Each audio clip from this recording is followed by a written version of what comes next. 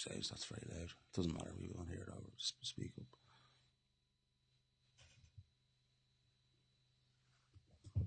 And welcome in to the Talking Brawls podcast on Severe MMA Christmas special. Ho, ho, ho. There he is, Peter Pan, alongside Niall McGrath. Lots to talk about. Huge week again of news in the world of mixed martial arts. Loads of guests in the Christmas special this year. Did we do a live one last year, Petesy? I can't remember. I think we did one just before Alvarez McGregor or something. We did something like that. All right, but loads. Listen, this is going to be way better.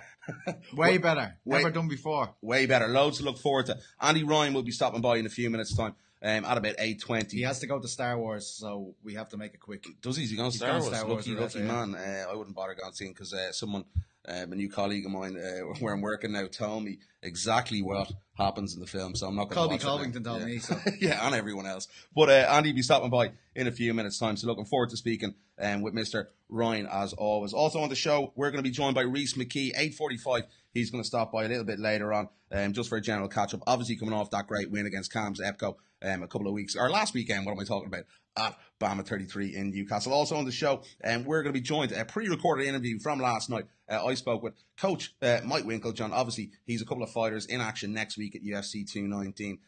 Those fighters include, obviously, Holly Holm in the main event against Chris Cyborg. Some interesting news on Katie Taylor as well from Coach Wink. So do stick around for that one a little bit later on.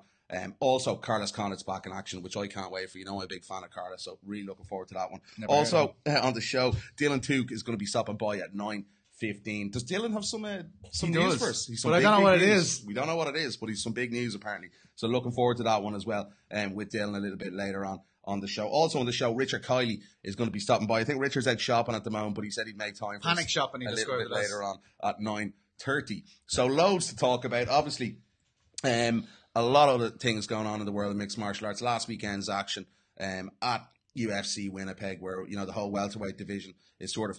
I think we're getting there to having some contenders, some clear cut contenders for Tyron Woodley's welterweight title. Also look forward to the news. Well, not look forward. We're going to talk about the news. Dana White apparently said he's discussing a contract with Floyd Mayweather about coming over to mixed martial arts. I don't know whether we can believe it, but do we ever believe that fight there? Aaron Chalmers beat Floyd Mayweather. Let's do it. So if you want to get in contact with us, you can hit us up on the phone lines. beat Floyd Mayweather. On the phone lines, you see them up there, and also on our Twitter feed at Talking Brawl. So do get involved, leave comments on the stream as well. So yeah, listen, I want to start the show off obviously this week. Mixed martial arts lost a wonderful coach and a really nice guy. Didn't obviously know too well, but I spent a little bit of time with him in Rotterdam and Belfast last year. Rob Follis. Really sad news, and I just think it puts into perspective everything again in relation to mental health. If you have an issue, try and talk with someone, and instead of these consequences and actions. But listen, my thoughts obviously with Rob and his family, and if you can get to that GoFundMe page, go support that, because Rob was a top guy. And I know he's going to be sadly missed by the mixed martial arts community. Okay, Petesy. Last weekend, I think we'll start it off before we get to the call with Andy Ryan. The welterweight division, RDA, a comprehensive points victory over Robbie Lawler. For me, the division has obviously taken place. We had the other fight in that card with Mike Perry and Santiago Ponzinibbio. That one's always, you've always struggled with that one, haven't you? But for me, the division, it needs a few more fights to get a clear-cut contender. You've Colby Covington sitting there, who, for me at the moment probably is, but we've Darren Till in the background as well, waiting for another fight. We've Stephen Thompson yet to get back in there. There's so many things happening in the division at the moment. Yeah, absolutely. I think I speak for a lot of people when they say they were secretly kind of hoping that Perry could pull off a win so we could make the Till fight. Obviously, that was kind of talked about in terms of Till's next fight, and many people think that's going to be in London, and that's always handy for Irish fans to get over to. I still think Till's going to be on the card, but Mike Perry for me isn't the option anymore, unfortunately. Why?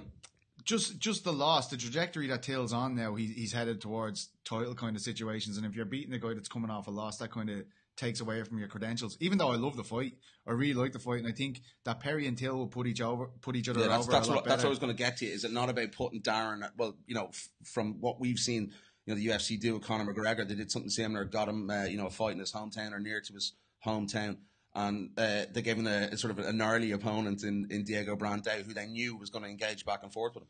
Yeah, but like Conor had beaten an unknown Max Holloway before that. You know what I mean? It's not the same as Till beating Cerrone, a former contender at lightweight, really announcing himself in the division. And then, he was saying before the fight as well that Perry needed a win. It's either going to be Santiago or Perry. Like whoever wins is going to be at play. And I agree with him. I think Usman and Meek is a big one as well.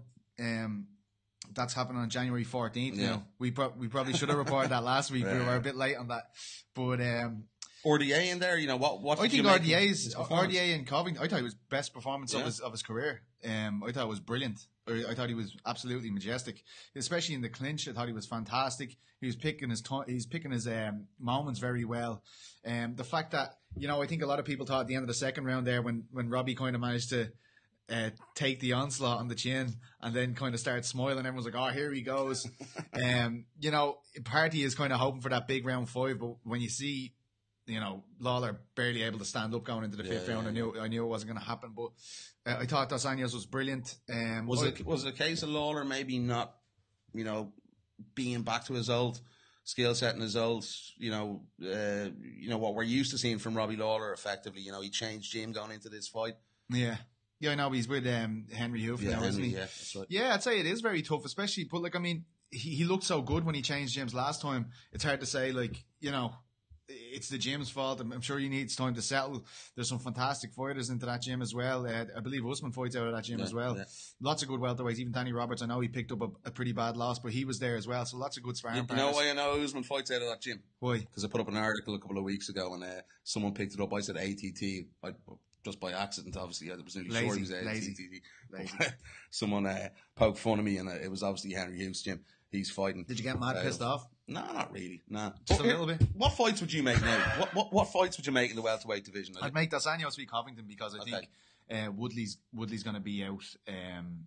With the shoulder surgery, he's finally got it done. Yeah, so I think that leaves him alone for a minute, and I don't think that's necessarily a bad thing when you've got so many prospects here. Like there's a lot of prospects, so I don't necessarily think that's a bad thing. But I'd probably make that one. I'd make Till versus the winner of Meek and Usman. Yeah. And who else have we got there? Maybe Santiago. Meek could. Jesus, yeah. There's a lot of them, isn't it? It's tough to really work out. I think Covington and Dos Anjos is a good fight to make, potentially for a number 1 contender. Till wants Wonder Boy. I just can't see that happening. Yeah, I think Wonder Boy's knees are too far out at the moment to really sort of get back in there. Look for March. I think it'd be more likely July if that was going to happen. What would you like to see Darren Till do? Is there any opponent comes to mind? Is it Santiago? Maybe Gunnar Nelson, something like that. Gunny's there, and he's mentioned Jorge Masvidal as well, and I think that would be a brilliant fight. Really good fight. So there's so many moving pieces. It's a great division at the moment. Yeah, though, it's the best division in the UFC at the moment, probably. Yeah, it's just fantastic. in terms of people to watch and people that could be genuine stars. Like Mike Perry's got star potential. Darren Till seems to already be a star. What are you laughing at? I'm getting confused with so many guests on. I don't know. Like the ring. Panicking. It's fine. I'm not at all panicking. Don't worry. I've rigged up the whole system here, man. You don't need to worry about that. You've rigged up the whole system. Yeah. But listen, lots and lots to look forward to. Obviously in that division in the coming months and weeks. So listen, I can't wait for to see it just pan out maybe a little bit more and see what happens in the UFC. A few comments coming in there. Do get involved with us tonight, and as I said, on the phone lines as well. +353. What are they saying to us? 38858086 and on Twitter at Talking Brawls. Do get involved. Flowerhouse, how are the boys? Mark, there's the lads. SRM Solar Radiation. What did you think? That didn't make any sense. What did you just say there? SRM Solar Radiation Management. All right, what did you think of? No, it's not. All right. Of young Joe Joyce Traveller fight last Saturday. I didn't very good. Didn't see very it before, good against Nevin. Liked it. Did you see it? Yeah, it was a good 40 minutes. Oh, sorry. All right. I thought he was talking. No, he was. Yeah. All right. Okay. Cheers. Flares. Nyler, did you invite Felder and Mark Henry to Christmas? Yeah. Is that's probably Sean Sheehan, is it? Yeah, they're coming over. I'd more than likely think that's Sean's bogey account where he just trolls people, but he normally does that in his own account anyway. All right, okay. Do you think the Floyd going to the UFC is real news? I'm not. Listen, who knows after what happened with Conor and Floyd? You can't. Like, we laughed at that when it first came out, and I remember we were in Rotterdam when that. Well, we laughed because it wasn't at that time. It wasn't true. Yeah. Until you can see concrete evidence on either side. It's not happening. Yeah. You know, I've probably never been in a media room with that amount of laughter before when we first got that news. I think it was the Sun reported it. But you know what I mean? Like they have genuinely brilliant headlines as well, like Aaron Chalmers and potentially taking on Conor McGregor. Like that's legit. Yeah, that's definitely going to happen. That's in the pipe. Listen, before we give Andy a shout, I have to get your thoughts on that. Aaron Chalmers last weekend, obviously at Bama, another victory against. I think we pointed it out in the show last week that the guy he fought was 439 or 69 ranked as an amateur. 499. 99. Well, he's only fought one, like, as an amateur. There's a lot of reports, like, you know, so far they haven't been clarified, but about white collar boxing records and stuff like that. I just think, you know, at this stage we've seen him do that 3 times now, like fight an unknown opposition, and he's done very well against them. You know, he's won every fight. I don't have a problem with Chalmers fighting at all, but I'm watching this from an MMA perspective, and I want to see the challenge. Like when we had CM Punk, we saw Mickey Gall win 2 fights before he took him on. We knew it was a challenge. Even if you look at the likes of Pudzianowski, he fought an 0-0 guy for his first fight grand. I think his next fight was against an 11-0 guy. You know, like even these celebrity guys, they do get, you know, the challenge is what makes it exciting to a certain extent. You know, I see a lot of people defending Aaron Chalmers, and they should. It's not his fault, but just for me, as a member of the media, even just taking in the fights, I want to see like him actually challenged on a level playing field. Where I don't know if it's hard to find a level playing field here, but you could definitely get a guy who's won a few amateur fights to move into pro, like if that's what you want, because the guys who are getting pro status to take on Aaron Chalmers certainly don't merit it. Yeah. So I mean, if you just get a guy who's, you know, has an even amateur record to go up, you know, even if he's fought 4 times, he's 2-2. I think that's good. He's called out Baby Slice. I mean, that makes sense to me. Like that makes sense to me. Same way as Richard Kiely makes sense. I was just about to say that. Same record. You know, these guys are the same record. In fact, Baby Slice is an amateur win. I don't think Richard does. So, you know, if you're willing to make Baby Slice, there should be no problems with Richard Kiely. And if you're Obama, you make everything off that fight rather than bringing in Bellator. If you put Kiely versus Chalmers, Richard's going to sell it better than Baby Slice. Well, we're going to hear later if he's interested or not. We haven't spoken to him about it yet. But it's just Bama get all the win regardless of the opposition, because if Kiely is the guy who beats Chalmers, they can load that into their promos then. You know what I mean? He can gain from that as far as I'm concerned. Yeah, it's definitely one to watch out for, and we'll hopefully we'll get some word from Richard Kiely a little bit later on in the show. Guess who we have now on the line? Oh, it's my fave. It's my 3, 5, 4, 4, little nerd. It's the man who hates me the most in Irish mixed martial arts, Andy Ryan. Andy, how are you, my friend? Great to have you on. I like you. You're all right. I told you that before. It's that pizza fucker. Pete is a scumbag. But listen, I must have been knocking at that door. The box of roses is not to be handy. He said you're not allowed to have any boys in your bedroom anymore. Pete, you and Pete, you're up there playing with something.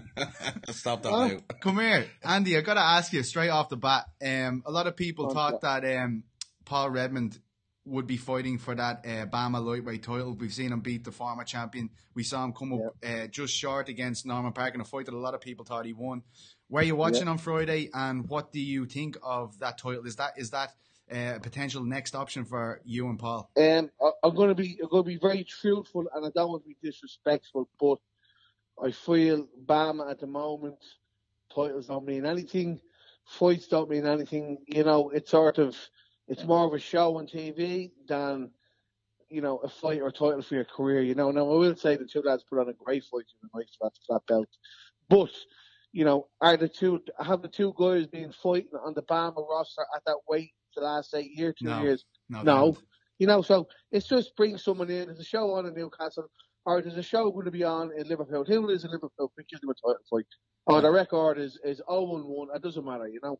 Or the fella at the telly there, you know. And I have to say, I did put up a comment saying, give that Chambers guy a real fight, and I mean that. But I agree with you. I do think he was good. I do think he's very good hands, but it's not fair on the MMA fighters and the MMA public to watch fellas. Like someone told me that the guy has a white collar boxing record of like 3-90 or something, or some mad shit like that. Yeah, I saw that myself. But that's a joke. Not only is that a joke, but that's dangerous. That's dangerous. All the work that the shows are doing with safe MMA and making sure people are safe and everything, and you're putting a fella in there that goes out to get knocked out every weekend. That's what I was saying about it too, Andy. I mean, like we've seen him take on 3 guys that he was supposed to beat so far. I'm not talking about throwing him in against Redzer here. I'm talking about like give him an amateur that's maybe won a fight and lost a fight. Listen, there's no. I have an amateur there, good lad, James Sheen. He's 0-1. I asked him for him. He's a tough amateur. He's a tough guy, but he's 0-1. Like that would have been a fair fight. There's plenty of other lads out there. Kiefer Crosby, what's his record? I think he's about 3-0. But there's a 3-0. There's a good level fighter that it's not a big superstar, but they give him some. You won't give him anyone. And that's not. I don't take that on your man Aaron. I actually thought he looked very good. I thought he got clipped real quick and he recovered and he reposed himself and he caught the fella with a lovely shot. But then when I'm talking to people after and I heard that the guy has been knocked out loads of times and he's just been brought into, Yeah, that's what it feels like. It's a bit of a joke. And I don't think Bama was in this position 2 years ago. I thought, like, you want you getting a Bama shot, a title shot, because they have looked at the guys that have been Bama champions. So they mean something. And then I don't want to be disrespectful on Richard Kiely either, but I don't think Richard deserved a title shot after having a couple of fights. He's a good fighter. I think he should have let them build him up to, 6 to 10 fights. I think he would have been a different fighter in there, a bit of experience and learning how to deal with, experienced fighters. That all comes in. So I think, what is the criteria for a title fight in Bama? You have to live in the town, or you sell tickets, is there? Or what you have to have a what is it really? And I don't want to feel, because people do say, like the last time, Bama weren't too happy with the interview. And I'm fair enough, we've had the talk and we've been good to us since. But I think a title should mean something. Like if the fighter is a Bama world title, it must be a hard job to get there. You know what I mean? Because you look at, say, on the Irish side, you look at some of the young guys coming up. Through the scenes, Dylan Tuke and, Blaine O'Driscoll, lads from SBG, and then, the Kiefer. Kiefer's a good guy. He's really put the work in. Reece McKee up the north. Like, there's loads of good lads. Yes. And you say, hang on a minute, they're not getting title fights. They've been on the scene. They've been on them, that Bama sort of scene since they came here. They're the guys who've been putting the bums on seats, and they're the ones who've been putting on the good fights. So for me, the title thing is not too pushed, Well, what's going to happen now with obviously with Paul? What's the next steps for him? Obviously, I don't know. Like I texted Chris Boyne last week to say, look, can you give me a date for a show in Obama in Dublin? And I'll get back to you. I'm busy now. And he said it could be. I don't know what date he said, but it wasn't. We're sort of just. I'll let you know, but he never got back. There was nothing concrete there. No, but obviously we're not too important yet. You don't need us yet. You know what I mean? That's the way it is, sort of. So not much has changed. Obviously, we spoke, about the problems you have with Bama. No, but I will say, I did speak to one of the guys, and he was a little bit more, sort of worked with us. He wanted to facilitate us a bit more, Andy. Yeah, well, we got the KSW fight and that, and we got and we got the Bellator fight. Happy with that. But I sort of said, like, the Bellator fight, so that could have been, if you were having Reds around the Bellator fight, it could have been for the title in Dublin that night, couldn't it? Yeah, I think it was fairly late notice, and just about the title thing that you mentioned about Bama, I found it very strange that they only announced that the lightweight title was up for grabs 2 days before the fight. It just felt like for ITV, you know what I mean? It just felt like that's what I'm saying to you. It's sort of taking it away. Like there's no, Paul Redmond and say Ryan Scope are fighting with the world title, and it's a 3-month build up, and the lads are training. There's a few interviews on, and there's a bit of talk going on. But not the fellas in the plane the way over. You'll fight the title fight. Oh, geez, thanks very much. You know what I mean? Yeah, no, it's true. Are you surprised that you haven't heard back from Bellator, Andy? No, not one more. And I have to say, Redzer was the bleeding best fight tonight. Now, I have to say, I was very impressed with Brian Moore that night. But I think Redzer, one of the most experienced fighters, is on the first fight. The fight's a tough motherfucker. That bleeding Brazilian fella was tough as He was. Tough as all boots. And he started doing this bleeding robot, and I just said to John Long in the corner, game plan has changed, John. He was like a big machine.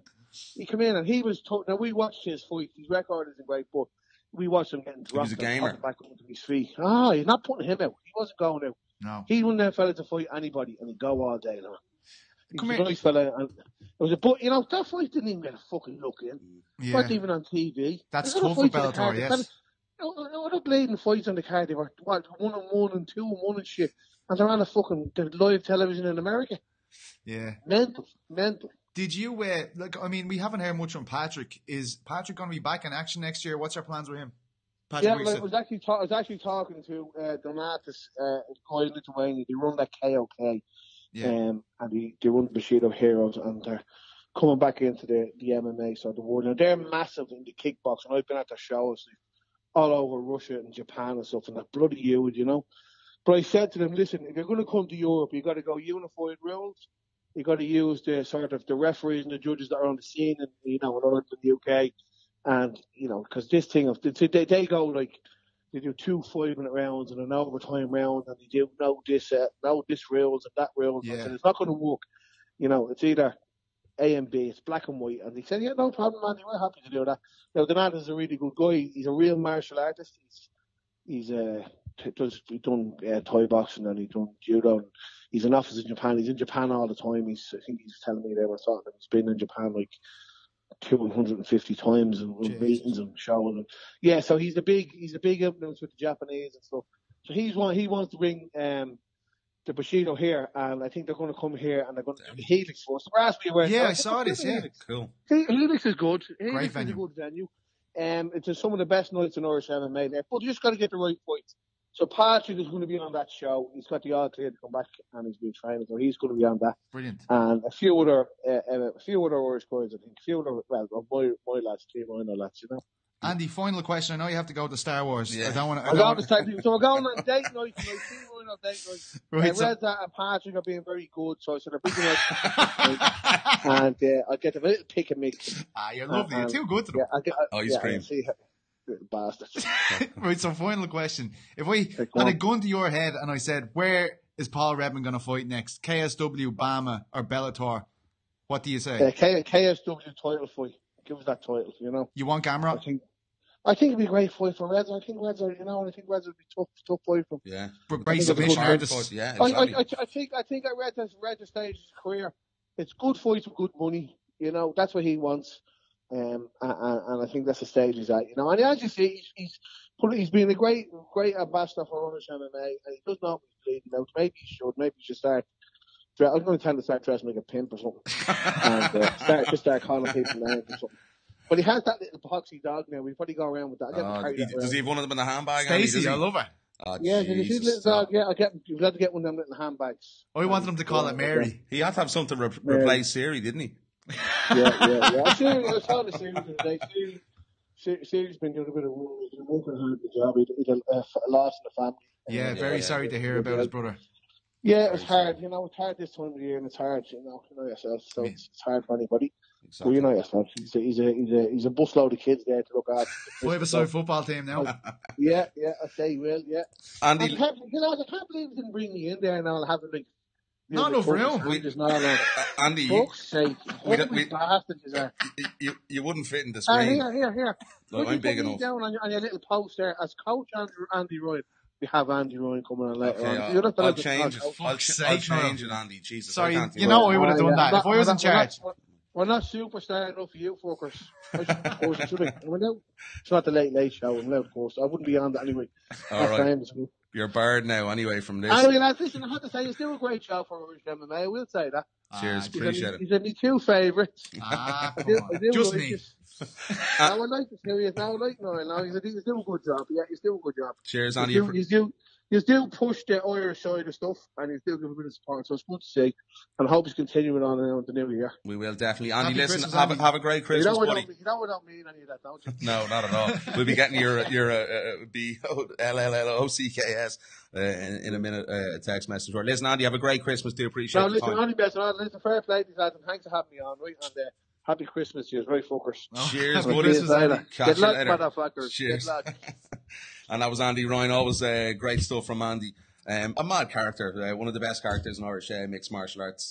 Bit of a headbanger as Mr. Ryan. There was a few rants there, but no, there was some obviously very articulate points he made in relation, I think, to Bama again. It seems to be maybe they're going back to what they were doing prior to getting, McKee back in, getting Redzer back in, what we thought, getting Paul back in, and, Norman as well as, I don't know where Norman's going to fight next. I think KSW, he's still under contract at BAM until February or March. But that suits the pros. Like, I'm not being, like I think it suits Paul to fight one-fight deals, Bellator, KSW, BAM. You know what I mean? Because he can shop around then a bit. He's not tied down to anything. But, I mean, to be honest, Ryan Scope and the Boot would have been a perfectly good title fight if they had have announced it a little while before then. You know what I mean? You would have no problem with it. But it was obviously just done for ITV. Yeah, I can remember Andrew's ITV4. Andrew's tweeted it, and I was like, what? He goes, let's be honest, they were talking for a long time about Paul Redmond v. Ryan Scope. And after Paul doing what he had done, the whole story was really set in order with Paul in terms of Belfast against Norman Park, then Rob St. Clair in Dublin. They had a Dublin show coming up, and it felt right. It felt like that. Was that November? Was it? November, yeah. Yeah, so I mean, that felt like it was a possible, would have happened, but unfortunately. Well, they could have had a lot more Irish interest in that card, and they obviously refused.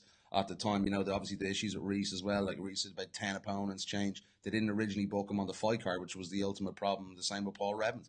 Yeah, and I think obviously Redzer was just after peaking for a camp just before he got back in there. So I mean, they were kind of stuck putting together a fight at the 11th hour. If they had they are well capable of putting on a really good fight that night with Paul Redmond. But look, I think that card was good at the weekend. I'm not gonna I thought it was really good, but it was entertaining stuff. Yeah, I thought the fights were good, to be honest. Okay, keep getting your questions in. We'll get them in a couple of minutes' time.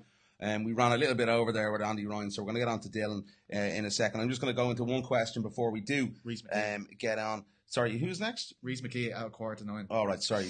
Reese McKee. We have a few minutes. Sorry, I'm all over the place here today. It's an emotional mess. A couple of questions coming in on the comment section here on YouTube. You can obviously hit us up on the phone lines as well. Up there and on Twitter up there. Look, this is brilliant. Look at all the things on our screen. Thanks. There, it took me fucking ages. Thanks. And on Twitter you can catch us. I'm at Niall McGrath 4. He's at PT Carl, so do hit us up. PT's also over on MMAfighting.com. Big shot. Okay, Evan Keaveney, who would you guys like to see fight Gaethje next? Felder, Kevin Lee. Evan, appreciate the question. Good, always listening to us. Do appreciate his questions in most weeks on the show as well. It's an interesting one, I think, for Gaethje, because I think maybe he should go back down a little bit, in relation to the roster. Yeah, that soon, that already, yeah. Would you like to see that? Gaethje and Poirier? Yeah, would you not maybe like to just to take a step back? Yeah, no, I'd be open to it, but I'd really like to see Gaethje and Poirier. I don't think that needs to happen next, but I think it's a great fight if it's ever made, and I suppose Eddie Alvarez and Poirier have something to settle over that fight earlier in the year. Where it came to a controversial end. Felder's not a bad shout. Felder would be more than willing to take that fight, I'd assume. Yeah, well, he's, I spoke to Paul last week. Someone's going to start slagging me here now anyway, because they were a minute ago. But yeah, there's interesting ones for Paul. Obviously, you've Poirier as well, would be an interesting fight. Then potentially, you look at Ally Kinta again, which is a fight that he really wants. Lots of options on the table. But no, that will be something that I think he would entertain. Definitely Dustin Poirier anyway. But, for me, Kevin Lee, where does Kevin Lee go? I think Kevin Lee needs to be built more than Justin Gaethje. You know what I mean? Justin Gaethje's fought a lot, I wouldn't match any of those three guys together at the moment. I'd do something else. It is tough. I'd like to see Paul Iaquinta next, or Paul and James Vick. That's what I've sort of played out. And I think Paul is interested generally in either of those fights. So that would be right for me next. I think for Felder, it's about building up the ladder as well and getting up into that top 15. I don't think he looked at more of a sprint. It's obviously a marathon in the UFC. Well, not in all cases, but in most cases, it takes a little bit of time to get up there. But there's plenty of good fights you can make in that lightweight division, especially at the top where it's so heavy. Okay, Chalmers versus Baby Slice. I presume they're asking us to elaborate a little bit more on that one. Yeah, I like it. Why do you like it? Because it's a step up. It's a step up. I've seen Baby Slice win fights. I know who he is. That's really all that I want to see next. I don't care if it's once I've seen a guy winning a fight. What's Baby Slice? 2-1, 3-1, 2-1, 3-1, including amateur. I think he fought once an amateur, and then Bellator signed him, and then he lost to an 0-0 guy. I think in his debut. Yeah. But I mean, look, he showcased that he can knock people out. He showcased that he can submit people. Aaron Chalmers done the same thing. That's pretty much the same. That's a good matchup as far as I'm concerned. So. You know, I just want anyone to step up. I think it's great that, you know, so many eyes are on the event. Like, if you see the guy on social media, it's absolutely unbelievable. Like, even Ariel's interview with him on the MMA Hour went crazy. Like, you know, it's bonkers. He brings in so many viewers. He seems like a nice guy. But I think it's on Bama to kind of make them matches interesting. Just for me, it's just it will get a bit exhausting now if it's a 4th time in a row that I've never heard the guys fight. You know, that's just for me. Will Reggie be making a special guest appearance? No, he's back in Blanche, unfortunately. That's from Farler Conley. Hope you're well. Sorry, Farler. What time are you going live? Well, we actually are live. Nate Gildy.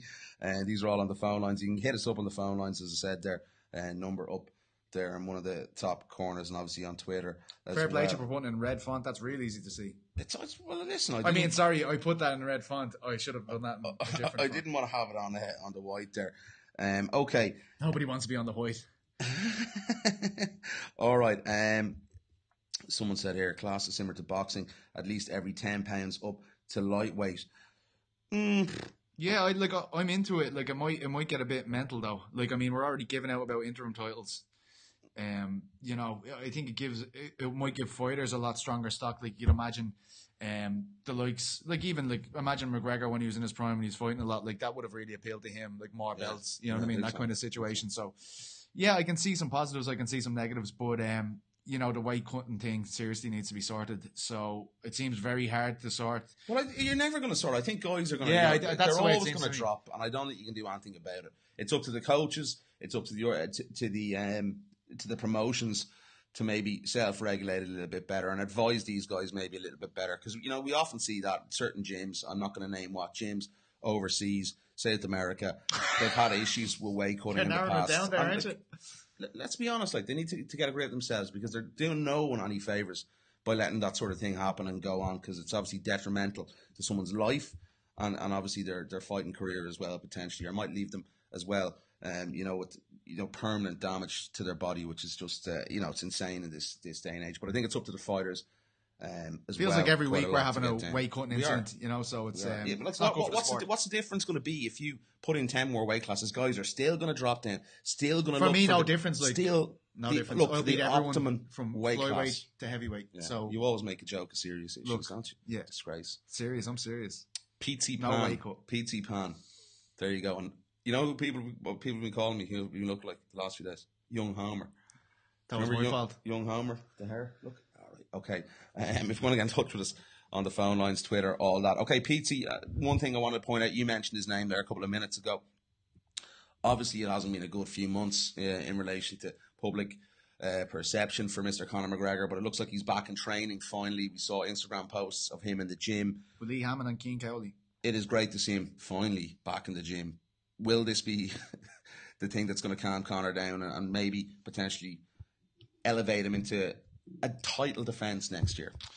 Yeah, I hope so. It's very hard to tell. I mean, I'd be a foolish man to try and predict what he's going to do. I saw Paul Kimmage writing about that he doesn't think he's going to fight again, and maybe, you know, I kind of had them feelings about a month ago. You know, I was kind of thinking that way. There was a lot of stuff going on, but I think really, when I looked at that film, you know, Conor McGregor Notorious, our own Graham McDonald at the helm of that with Gavin Fitzgerald, when I watched that, what really stuck out to me was how obsessed Conor was back then, and it really reminded me of, you know, that's all he really talked about back then was fighting. Before he got there, he'd be like, you know, I can remember interviewing, like, he was kicking walls while he's interviewing. I can remember interviewing SBG and he was doing roundhouse kicks into a wall as I was asking him questions. You know, he just felt like every second of the day needed to be overwhelmed with the fight game.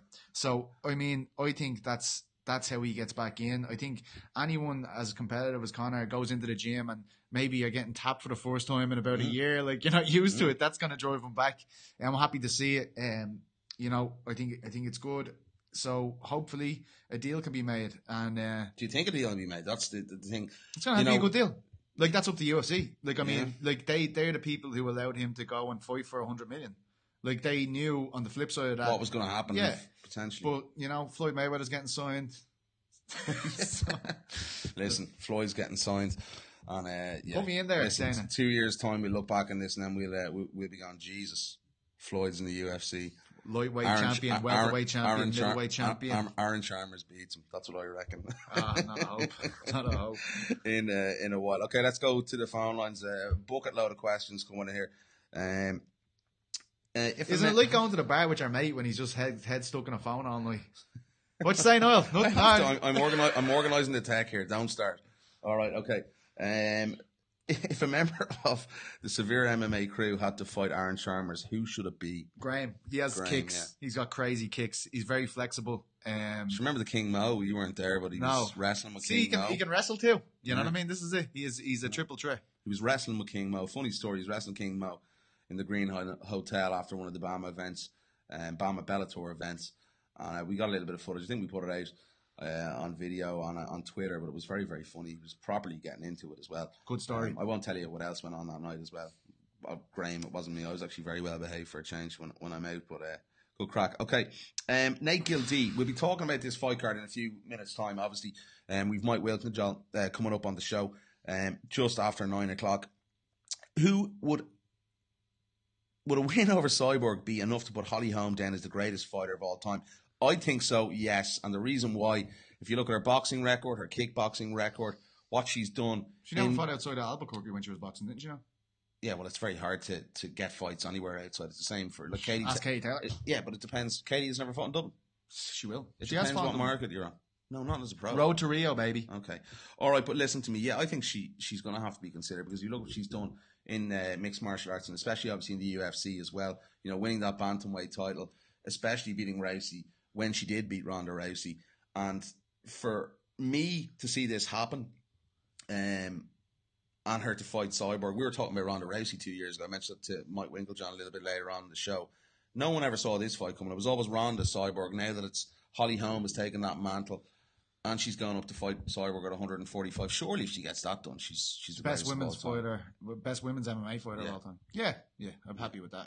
Yeah, I agree. Totally Not the greatest fighter of all time though. No, greatest female fighter of all time. No? MMA fighter of all time. No, just as female fighter. Katie Taylor. Okay, don't agree with that one. But anyway, it's going to be Clarissa Shields. Clarissa Shields. We'll talk about that one in a few minutes' time. Just after 9 o'clock. Anything that sticks out in your mind, obviously, from that Bama show? You know, we saw on the undercard, not the Bellator card, the Bama card. Outside of the main event that really stuck out in your mind from last weekend? Well, it's great to see Reese getting back in the wing column. You know, and I thought that was a pretty tricky fight because I had never seen Cam's fight before. And he's meant to be very unorthodox. That's why I think you could see Reese's fight IQ. Like a lot of people only know that guy for his hands, and here he is looking for takedowns. Yeah. It actually didn't go his way as well. He actually got taken. He got taken down off his own takedown. And I think Cam's was nearly in full mount at one point. And he did very well. Got the triangle. Yeah. I think I could hear all of Ireland screaming, "Get your hands on the back of his head!" And as soon as he did, it was over. But it was interesting. It was a very cool performance. I think that's what Reese even said to us on the show. You know, last week he said he was going to go in there and be maybe a little bit more assassin-like and slower in his approach, and it sort of came out that way. Obviously, he got caught and overcame a little bit of early adversity. It was a very different performance from what we've seen from Reese McKee in the past. Does that just show he's those different elements to his game and he's comfortable there? Yeah, I love seeing that. I love seeing a guy that's known for knocking out people, submit people. And look, remember the big talking point going into the Richie Smullen fight. Richie Smullen's one of the best jiu-jitsu practitioners in Ireland as an MMA fighter. And Reese submitted him the first time they fought. And a lot of people found it hard to believe that maybe, you know, weren't aware of the scene at the time. So it's good to remind people of these things. And, you know, he's like, that's a perfect way to announce yourself back in Bama, you know, after going through the contract situation and then signing the new contract. He just seems very cool, calm, collected about the whole situation. So, you know, great to see. Yeah, but listen, believe me, it was actually quite impressive that he remained that cool and calm because of the amount of pullouts that he actually did have. Indeed, that fight, there was quite a lot. All right, another question in here before we get to the next call today. Will I take this and you can set that up? With the potential Zuffa boxing, do you think we could ever see Holm versus Taylor? Many hypotheticals we were talking about it earlier. So many hypotheticals here. Like, I mean, what are they going to do? You know, is it going to be MMA show spliced with boxing like we've seen Bellator try to do? Is it just going to be boxing? I mean, like with the amount of guys that were talking about boxing last year, I suppose, like, if UFC wanted it, they could have a whole roster of fighters that just do boxing fights for the sake of it. Like, I mean, the list is pretty endless when it comes to who wanted boxing. So it's very hard for me to tell what's going to happen there. But I think it comes down to money quite largely as well, because I think, you know, even Mike's, who won't ruin it all, but he says a little bit about money. Says it a little bit later on in the show. And you're ringing the wrong person. Yeah, I might. Okay, all right. Yeah, we'll sort that out now in a second. Just a little bit of techish, but yeah, it largely comes down to money in relation to what they're going to do with the fight, and I think where they're going to go next. Because, you know, Holly does make a lot of money, but I think she's. I think they need to look at MMA side of things. I think they need to look at the MMA side of things. It's let's not worry about boxing for a while. Let's look at sorting out MMA, because look at the likes of Whittaker there. Like, you know, you need that guy to become, like, you know, you need to really seal off that championship against Rockhold, if that's what it's going to be. Like, there's titles to sort out. So I don't think it's going to help the MMA UFC brand if they go into boxing, basically. Yeah, definitely. I'd agree for it as well. Okay, just waiting on a call here at the moment, just having a few technical glitches. That's human issues you had there. But we'll be grand. We'll get to it now. And here he is on the line, coming off that fantastic win last weekend in Newcastle, Mr. Rhys McKee. Rhys, happy Christmas to you, my friend. Great performance last weekend. How are you doing? Hello. How's it going, lads? Merry Christmas to you too. Merry Christmas, my friend. Yeah. It's that time of the year comes around again, huh? Oh, yeah, Jesus. yeah. Just listening to Live 8 on repeat, me. Rhys, how are you getting on? Obviously, we haven't spoken to you since the performance last week. You overcame a little bit of early adversity, but ultimately you were very calm, cool, collected, and you got the job done. Just your thoughts and breakdown of the fight last weekend? Yeah, you know, I went in, as I was talking to you earlier in the week, last week I said, you know, I was a lot calmer this time, and it's going to be a cool, calm, collective performance, and that's exactly what it was. It kind of went exactly how I kind of thought it would, you know. I didn't go into a game plan to strike or do anything. I just said, I'll take what I see, and that was it, you know. He maybe ended up on top. That was about the only thing that went wrong, but I knew once he came into my guard and stuff, and we started playing the Jets game, that I was going to come out on top, you know. So I was glad to get the win, and yeah, you know, it's just nice to be back in that win column again.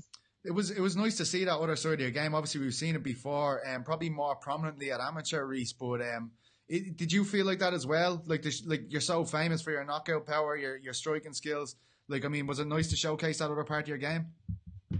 Yeah, it always is. You know, like to be honest, like these last few fight camps, I've been wearing the gi and grappling more than I have than striking. Really, like obviously, I still work with my boxing coach Donner and stuff like that. We're still cool on that, but like grappling's a huge part of MMA, and if you're sleeping on that, you're going to get exposed. But I grapple a lot, so yeah, it was cool to see that. But like, it's not really a surprise for me or my team. You know, like we know how I can grapple and stuff. So do you techniques just as easy as knockouts. You know. How do you feel you've come on since working with Donard? You know, in your stand up, has that been a big help for you? Has it made you more maybe technical on the feet, even with your striking, an area you're obviously very strong in? Yeah, you know, to be honest, he just made me calm down a bit, you know, like he's made me like, if I get hit, you know, it doesn't mean you have to fire 5 shots back straight away. Like I was a bit of a headbin when it came to like getting hit, you know, I wanted to scrap, wanted to war and stuff, and he's trying to, do you know what I mean? I'm only 22, like, and I want to fight till I'm 30 at least, you know, and he was like, he's trying to put years of my life, so he's a good lad, and I appreciate what he's doing for me. He's good, you know. It's about hitting, not getting hit, rather than you know both getting hit. Rhys, I got to ask you, you know, a lot has been talked about Aaron Chalmers, what he brings to BAMA events. That was an 11,000 seat venue the other day. There was 6,000 people in it. Similar numbers to what we get in Ireland, you know, in Dublin, even in Belfast, 5,000, 6,000. But it did seem a good bit louder. It was very vocal, even when Chalmers was fighting. But just from your experience fighting in Dublin, Belfast, like, I mean, was it that drastically different to have Chalmers on that card for you, from your perspective? You know, it's obviously there's a bit of hype, but it's no different to having, you know, the likes of Norman on the card where there's big hype. Like, it's not like, it wasn't like a surreal sound, you know what I mean, or nothing I haven't heard before. Like, but it's good, you know, it's good that people get behind their own, and that's exactly what the sport's about. So like, you know, the arena was cool. It was all closed in a bit more, and the sound echoed a bit more, and it was the place was bouncing, you know. And Would you say it was mint? Would you go as far as saying it was a mint night? No, that's what the Geordie Shore people say. It was mint. Yeah, it was a great night. Was it mint, Reese? mint. It was proper mint. Proper There we go. mint. That's 10 out of 10. But you know, Why do you like? I mean, is this a multi-fight? Is it like, I know it's a multi-fight deal with Bama? Like, are you exclusive there, or can you wander around and like a gunslinger and fight for different promotions here? What's the story with that? Nah, I think it's only Bama lightweights that can be worried for now. But and what Bama lightweights should be worried, Reese? fucking Tim and whoever can make the weight can be worried. You know, that's it. I'm coming for the belts. You know, whether it's the Lonsdale or the World, I don't really care, to be honest. But just want some accessories. I just want some accessories, man. But is that a worry, Reese? You know, obviously, you know, we were in contact quite a bit, and you know, speaking to Rodney as well, and you had a lot of pullouts in the build-up. You know, you're obviously ACB for a bit, then you got, I think, 2 or 3 guys pull out and you there. The same with Bama. You obviously didn't get in that Dublin card. Is that a worry that you're going to struggle to get people to fight you? Because I know Tim wouldn't accept a fight with you in Dublin either. You can understand. It was short notice. Yeah, so I know. I understand. Yeah, I'm not saying. I'm just sorry. saying. Go ahead. I think it's no, I don't think it'll be a problem because like the higher I go, you tend to find like they kind of can't turn fights down as much. So no, like I think I'll still be able to get fights. Like as long as the champions are champions the way they say they are, then they should want to fight. Do you know what I mean? And that's it. But I'm a tough match for anyone, and they'll see. Like wherever they, do you know what I mean? If they don't sign it, I'll go on social media and slate them so everybody else knows. Who do you envisage though next? Is it that rematch with Tim Barnett? Depends what mood Tim's in. Okay. Depends what mood Tim. I know, you know, obviously he went for tough there and stuff. And if he wants to fight, then he'll sign it. If he doesn't, he won't sign it. But do you mean if he was the champ and I had someone talking like that in the division saying he doesn't want the fight, then I'd be going after it if I was him. So I think he should want the fight with me too. He should want to shut me up. I'm telling him I'm sick, and so come on and let me prove that.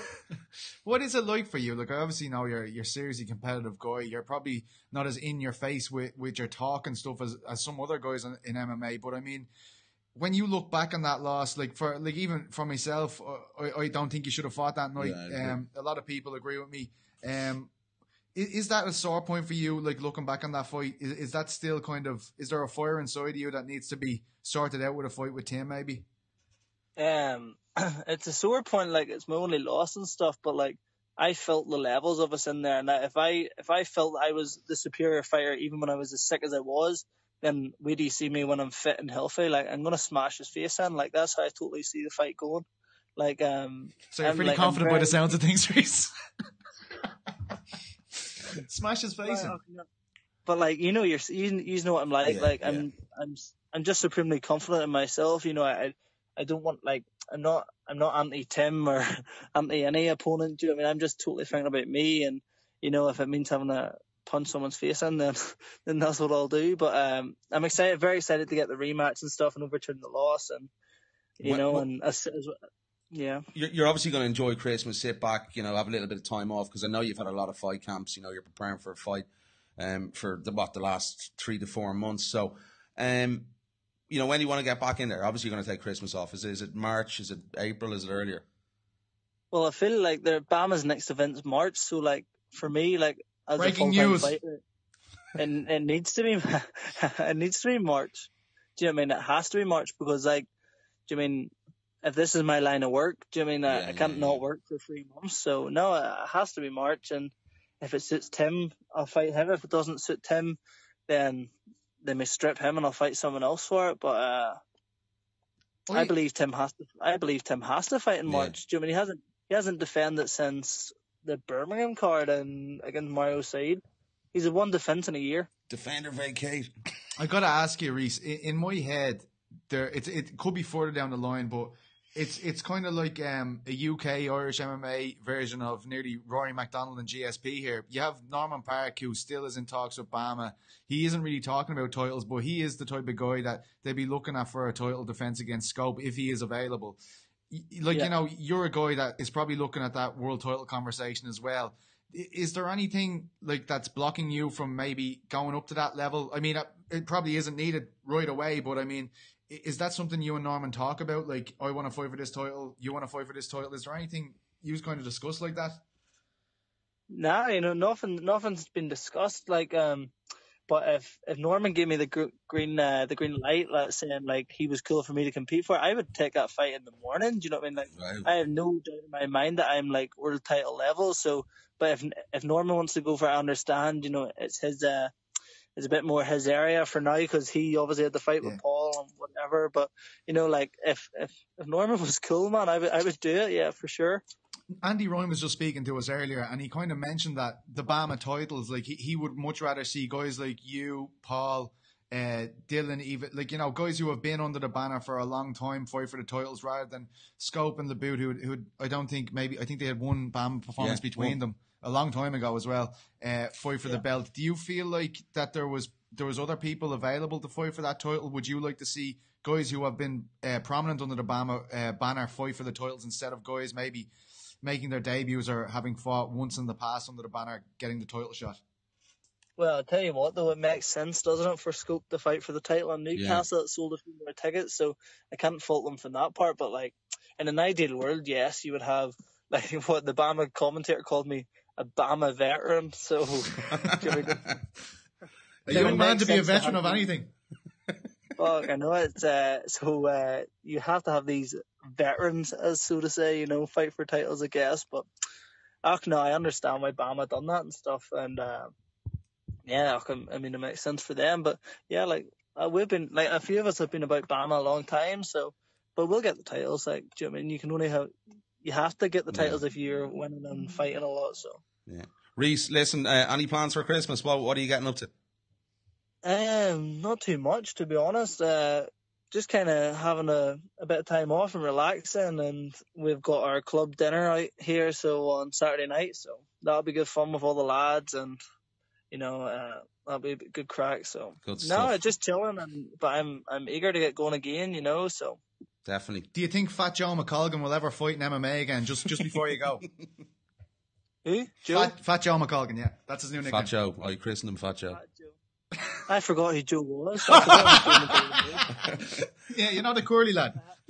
He's in New Zealand. I haven't heard from him in ages. Joe McColgan. You know what could have been? I know he's.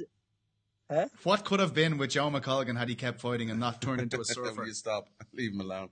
All right, Reese. Listen, pleasure to have you on the show. Listen, enjoy Christmas. I'll speak to you soon. Happy New Year and appreciate the time, my friend. Cheers, lads. Merry Christmas. Happy New Year. You too, bud.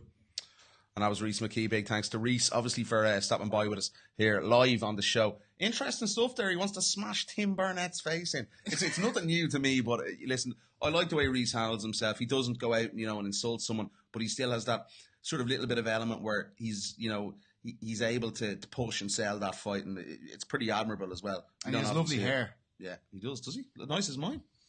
That's tough, man. That's nice hair you've got there. I've got wrecked hair. All right, we're going to take a little short break and get to this Mike Winkeljohn. So it's not a break for you guys, just interview. Us. It's not a break for you guys, just for us. We'll be back, obviously, with a lot more to come.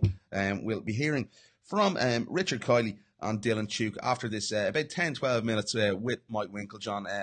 Great chat, obviously, about UFC 219, Carlos Condit and Chris Cyborg, and also Katie Taylor. So we'll be back. You see the pair of us back together in a few minutes' time. So enjoy the interview, guys. So, Mike, first of all, great to have you back on the show. How's the holiday season with you? Obviously, going to be busy with UFC 219 coming up. Oh yeah, we're getting busy now. We've been busy so far. This is Holly's last hard training week, Carlos Condit's last hard training week. So looking forward to end the year with a bang. Definitely, 100%. I think everyone's looking forward to this fight. One that's been sort of long in the making. I think the last time we had you on the show 2 years ago, we even were talking about the potential of Holly Holm throwing down against Chris Cyborg. Obviously, it took a lot to get it over the line. I think, you know, both ladies wanted the money, the right price for the fight. You must be very, very happy. You were very excited even about that fight back when we spoke a couple of years ago. What are your thoughts on the fight now that it's so close? You know what? The negotiations worked out, pretty good, and so that's it. Holly wanted to fight right away. She never has ever turned down a fight. It's our job, myself and her manager Lenny Fresquez, to make sure she gets paid the money. Because she's in there fighting somebody that nobody else wanted to fight.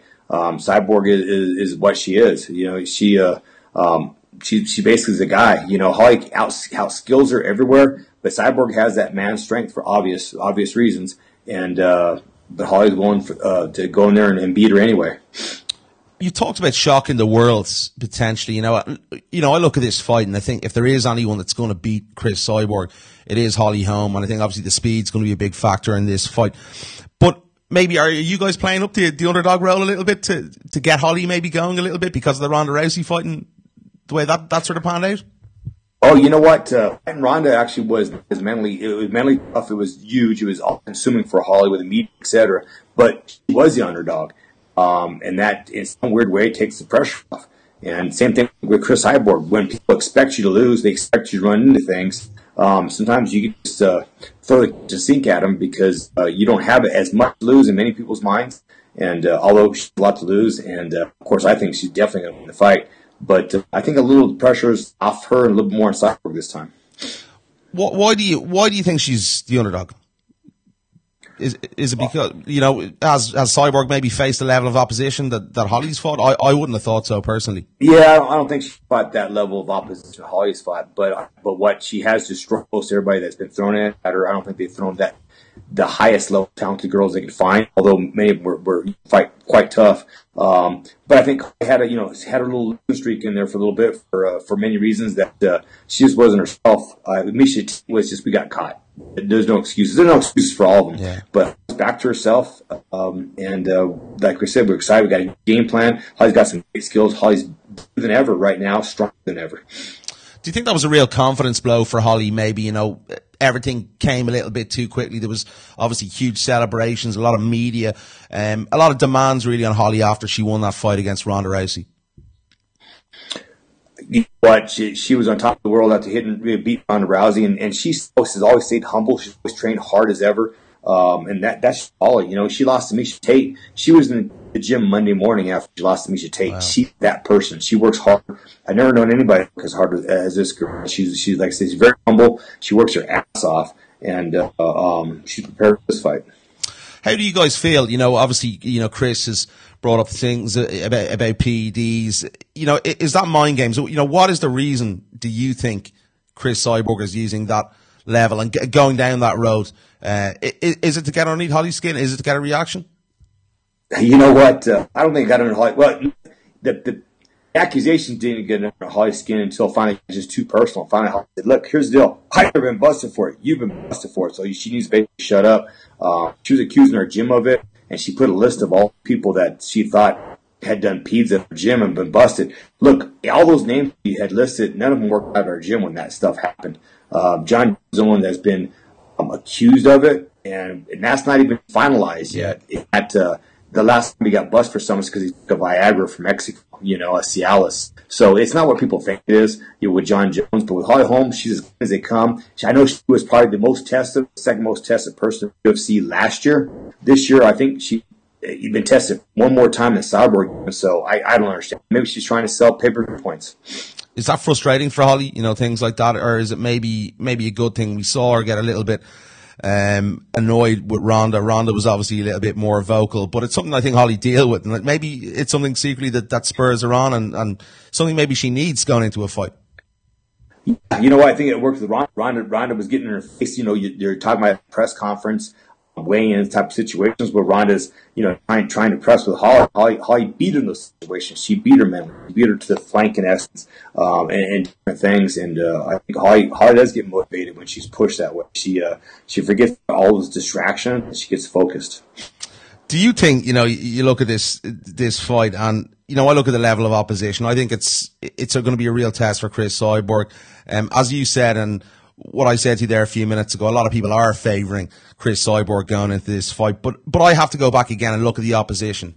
Holly's fought. You know, that learning experience against Misha Tate, being in control of the fight, then ultimately coming up a little bit short. We saw obviously the Jeraine Randambi fight where, you know, in my opinion, she probably should have got the fight. Is that crucial experience for Holly going into a fight like this? Oh yeah, absolutely. With Jermaine, you know, it took her a couple rounds to figure out what was going on. Mentally, we had some things behind the scenes, but I thought she won the fight. But the fact that she's won 5 rounds so many times, definitely big time experience. You know, Chris hasn't gone those waters, so you know, when he gets those deep waters, if Holly doesn't do something better before that, it's all on Holly's side. You know, Chris is she has to cut a lot more weight. And she's used to taking people out right away. When she's not successful, the bully is just going to be broken. Do you think the weight's going to cause, you know, is it going to cause a problem for Chris? Is it going to benefit Holly? How do you see the weight issues going into this fight? Well, there's 2 ways to look at it. You know, you have the extra weight, so you have extra strength. But in her case, the person has to cut a tremendous amount of weight, doesn't usually have the conditioning long term. And we kind of can see a little bit of that with Evinger. Long term, she starts gassing, and she starts slowing down a little bit. Her pace slows down. So I think I think Chris is going to think about this fight a little bit. She's not going to rush at Holly. She wants to conserve her gas tank, which kind of doesn't play out for her as well. So either way, prepared for whatever she comes to the table with. You know, the interesting thing as well, obviously, you know, we know about ladies have fought in different disciplines of stand-up. Obviously, Holly with the boxing, you know, Chris with the kickboxing, Holly with the kickboxing. Is Holly more diverse in her skill set here to give Chris problems on the feet? Oh yeah, Holly has many more skills on the feet than Chris. You know, it's funny. Holly's, you know, won the world champion of boxing in 3 different weight divisions and just beat basically the crap out of everybody out there. But she's a better kicker than she is a boxer. You can see that in MMA. Look at her knockout record and how many times she hurts people. Girls don't usually do that. You know, Chris throws down with some hard punches, but Holly just kicks him and knocks him out. People will see that in the fight that plays out.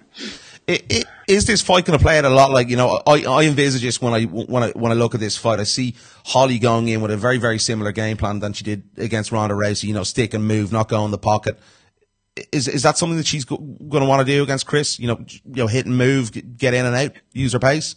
Well, you know, that's for me to know and for you guys to find out, you know, fight night wise.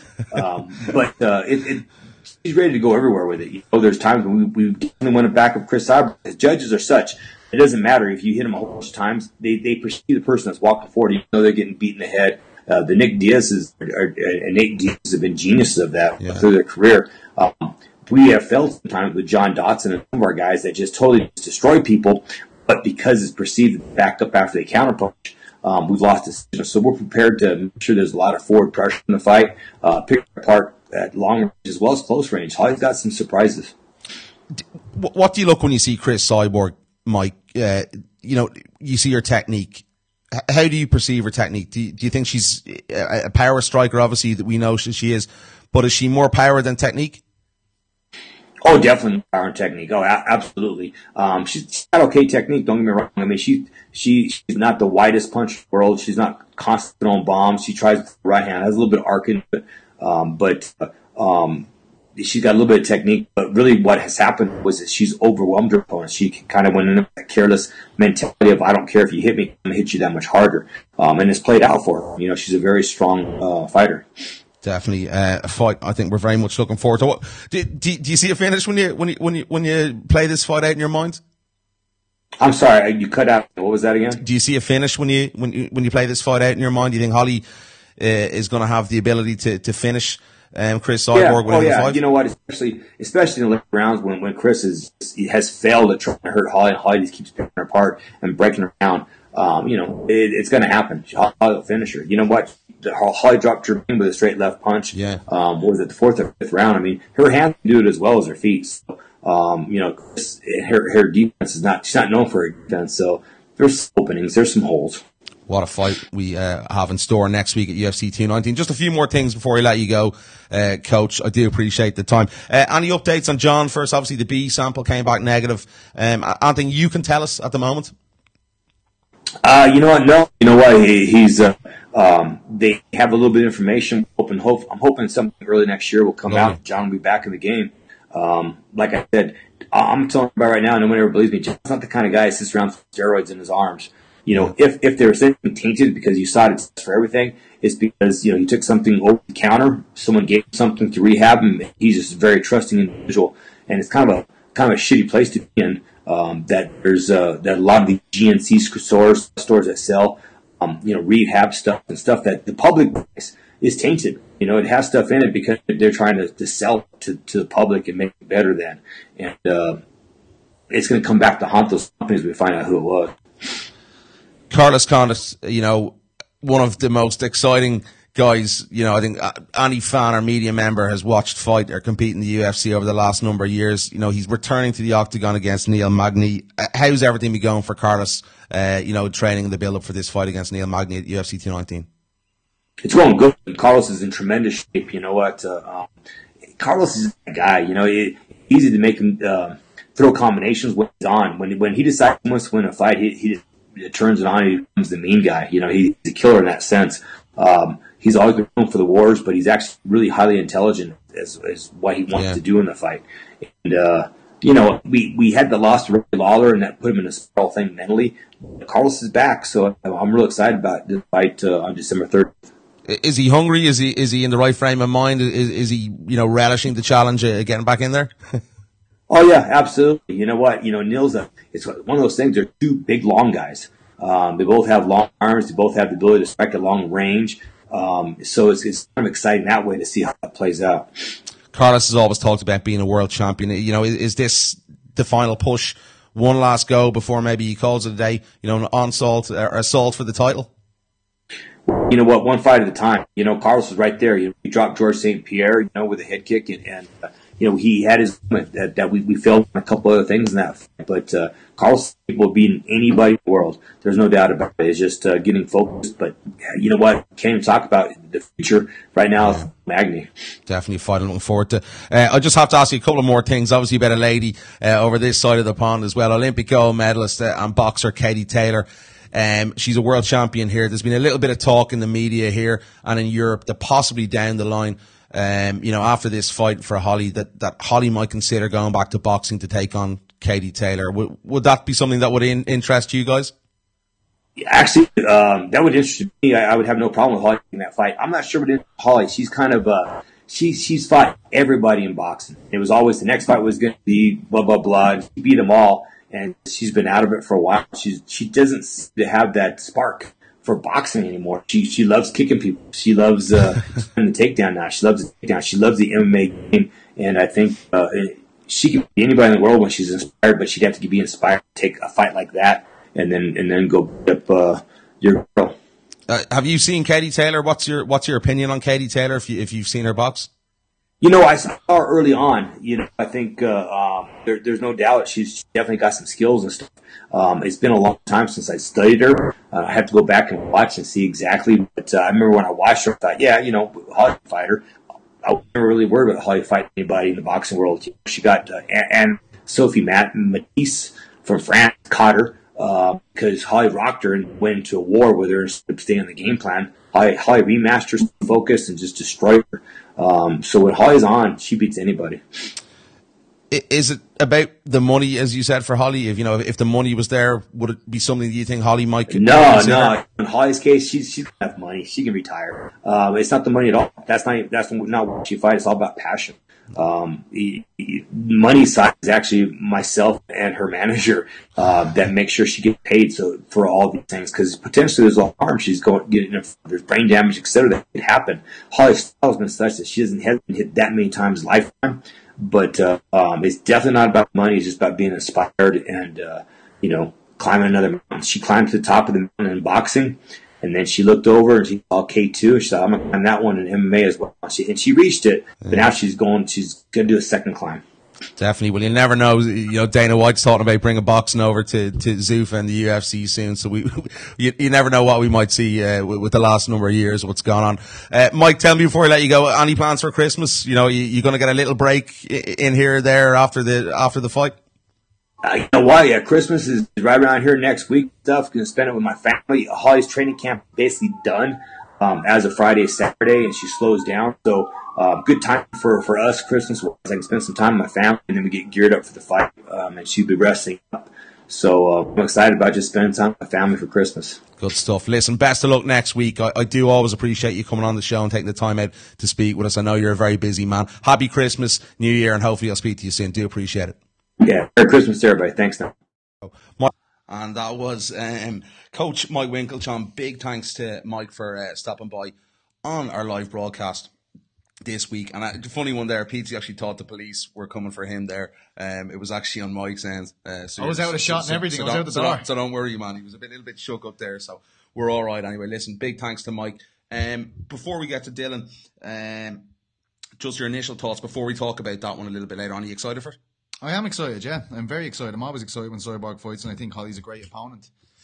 So, yeah, 219 should be good crack. Yeah, good stuff. So now we've got Dylan. Yeah, just give him a ring now, so we're going to have him on in just 2 seconds. Tuke, who just bounced back from his loss to Cameron Ellis with a win against David Calza.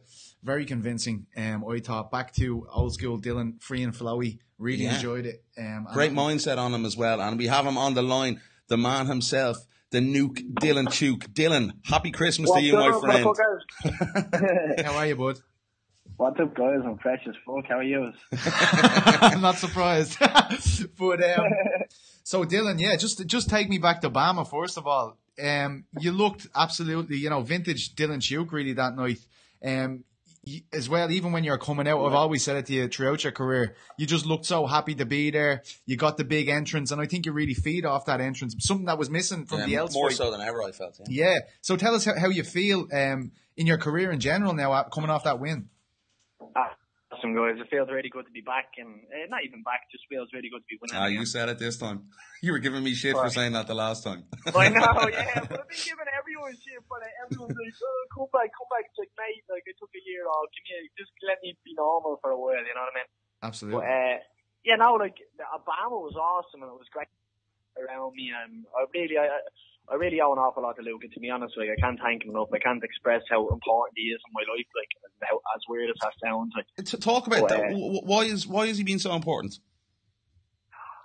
I don't know, man. He's a fucking vet. Like, he's a vet. Like, he lived with the Diaz brothers for 2 months, trained with the scrap pack basically for 2 months. He's been around everywhere. He's done everything. Like, he's such a smart mind in this game. All he thinks about is fighting. And food. And that's what we like to think about. That's what we want to think about. I don't want to be thinking about, my mates going out on the weekend and who they're pulling, like what they're I don't give a fuck about any of that anymore. I'm long gone by that shit, you know what I mean? What entertains me is busting someone open and going and getting some food, like, so. And Lucas, that's all that entertains Lucas. So being around him for the last 10 months was great. And it was great to have someone there that was just calling me on bullshit, you know what I mean? Like, if I was being lazy, Luke was just like, you're being lazy. Like, what are you doing? Like, why aren't you training? Like, you know what I mean? Or if I'm not doing, like, sparring, he's like, why aren't you sparring? Or if I'm not, like, checking my weight every day, he's like, why aren't you checking your weight every day? You know what I mean? Just, like, not that you would do any of that. Like, not that you would have to. But just that if he needed to, that you would do it. You know what I mean? I don't like yes men. And luckily enough, I have Luca, I have Chrissy, and I have Ashley, the 3 people that are the least yes men in the whole world, like, you know what I mean? So it's great, like. But, like, Bama was just so fucking awesome, and it was good because, Calza had a lot of hype behind him. One warden just hype, you know what I mean? Like, just because people considered that he beat names, like, I knew, like, and I said it before, I was like, we'll see, he won't be on my level, and he'll realise that. And he did realise that, and I was really happy to see him realise that. The entrance was another big thing. In Liverpool, it was like a weird set. Liverpool was just crazy. But then with the Cameron Ellis thing, that was like fucking, they like walked both of us out like in the Ultimate Fire. It was weird as fuck. I don't know, it just, when you hear the music come on, you kind of switch into like a different kind of little demon, like, you know what I mean? So, Speed Demon by Michael Jackson as well. What a selection. Very rare. Yeah. I like Speed that. Demon by Michael Jackson, yeah, it was very nice. I was going to go for Who Wrote the Hash from the Gap by Versatile, but I didn't think I'd be let away with that one. So I got to commend you as well, Dylan. When you're so young in your career, you're a fledgling pro, you have so much hype. I think it's difficult sometimes for people to take a year off because they want to come back and they want to say, oh, I'm fine. But it's really mature by you and really kind of forward thinking for your career to take that year off. I mean, did you learn from seeing other guys maybe over the years going back too soon after knockouts? Like, were you fully accepting that was some time that you need to take off? And do you think you've really felt the benefit of it? Because it certainly looked like you did. Oh yeah, 100%. Like, I remember having a chat like right after. I should have taken time off after Liverpool, but Because I took worse shots in that fight than I did in the Elves fight. Like, I only got caught in the left hook in the Elves fight. But the damage was done in the Ventre fight, I kind of felt. And it just kind of, like, once again, Luke literally looked at me and laughed at me at one stage and was like, what, you want to take, you feel weird for taking a couple of months off? He's like, I took 2.5 years off. He's like, look at me, I'm fine, everything's fine. Taking time off just resets the mind and just makes you stronger. He's like, don't let people tell you that you can take time off. And then I had him and I had Chrissy and I had Ashley all telling me to take time off. I just didn't want to do it anymore, guys. I didn't want to go and have a fight anymore. I wanted to sit at home and cry and just be unhappy and just be like, all right, look, fuck.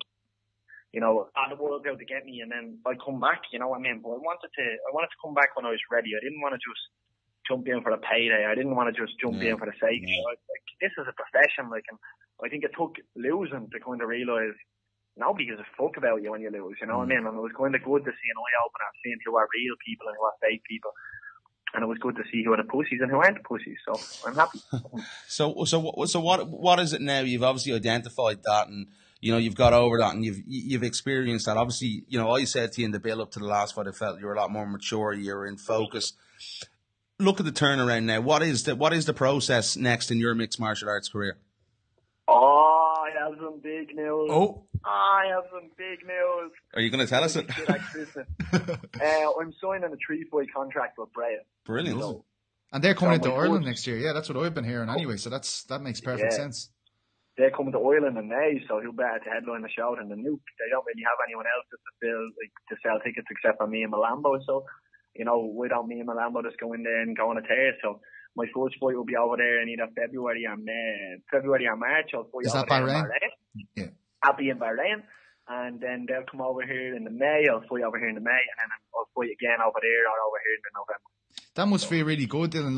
Like I mean, for a promotion to be coming into Ireland and recognise you as the guy who's going to put asses in seats, that must feel like really good, to be honest, for a guy that's so early in his career, for promotions to be kind of headhunting you at this stage. Yeah, well, I'm very privileged to have JK, you know, at my side. I wouldn't get any of these offers without his pull and without his say, you know what I mean? And he did get me this offer, and I know my fighting got me this offer. He always tells me to be, you know, to take that I got it, but you know, without his help it'd be a lot harder. So I'm just super happy to have the team around me, and I'm super happy that Bray recognise real and they want to come and get some, you know what I mean? So let's do it, like, and send me out to Bahrain, let me scalp a couple of bitches, because I'm meant to go.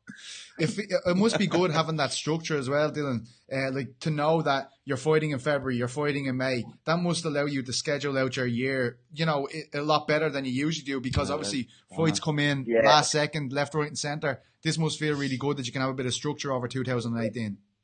Yeah, and it kind of seems like the guys in Bahrain have a set of balls, and the guys in Ireland, like the likes of Sean Tobin and all, they just all a bunch of little bitches who are going to pull out on a little breeze, you know what I mean? All these little pussies, like I can name like nearly every single one of them in the country, you know what I mean? But they'd all cry themselves asleep if I did. But it'd be good to go over to Bahrain, have a couple of people that don't know me, scare them, kill them, and have some fun. Like, but I'm so excited, you know what I mean? I'm so happy. Like, I have everything in place. So I've really taken a hold of my own life. I'm my own man now, and that's really good for me. I'm really happy for that. Yeah. And you know, it comes down to I've never ever felt like I've done a proper full camp until the last one. Like, a proper camp was had me scheduled down, and once again, Luke, you know, we are fucking going sprinting on Wednesdays, sprinting on Fridays. You know, we are doing the real work, we're doing the hard work that people don't like, you know what I mean? But the work that matters. And then, you know, then I would fucking, you know, this camp is going to be even better, because I'm going to be more professional. I'm going to have a banner sword, I'm going to have t-shirts sword and all, you know what I mean? I'm fucking, like, I walk out like UFC 1 or something. I just walk out and I'm just kind of like, guys, Luke was wearing a Hollister t-shirt last time. Like, we were just like, fuck it, we'll just go out and fight. Like, we don't need any gear. I have me the throwing stuff on, let's go. Like, you know what I mean? And that was it. Like, John wearing out, like, his patent on SPG fight team top. So, like, yeah, a little bit more professional, you know what I mean? Stuff that way, like, you know, sponsors can kind of get on board and I can kind of push them a little bit. But I'm kind of too happy just have Dethrone as my only sponsor.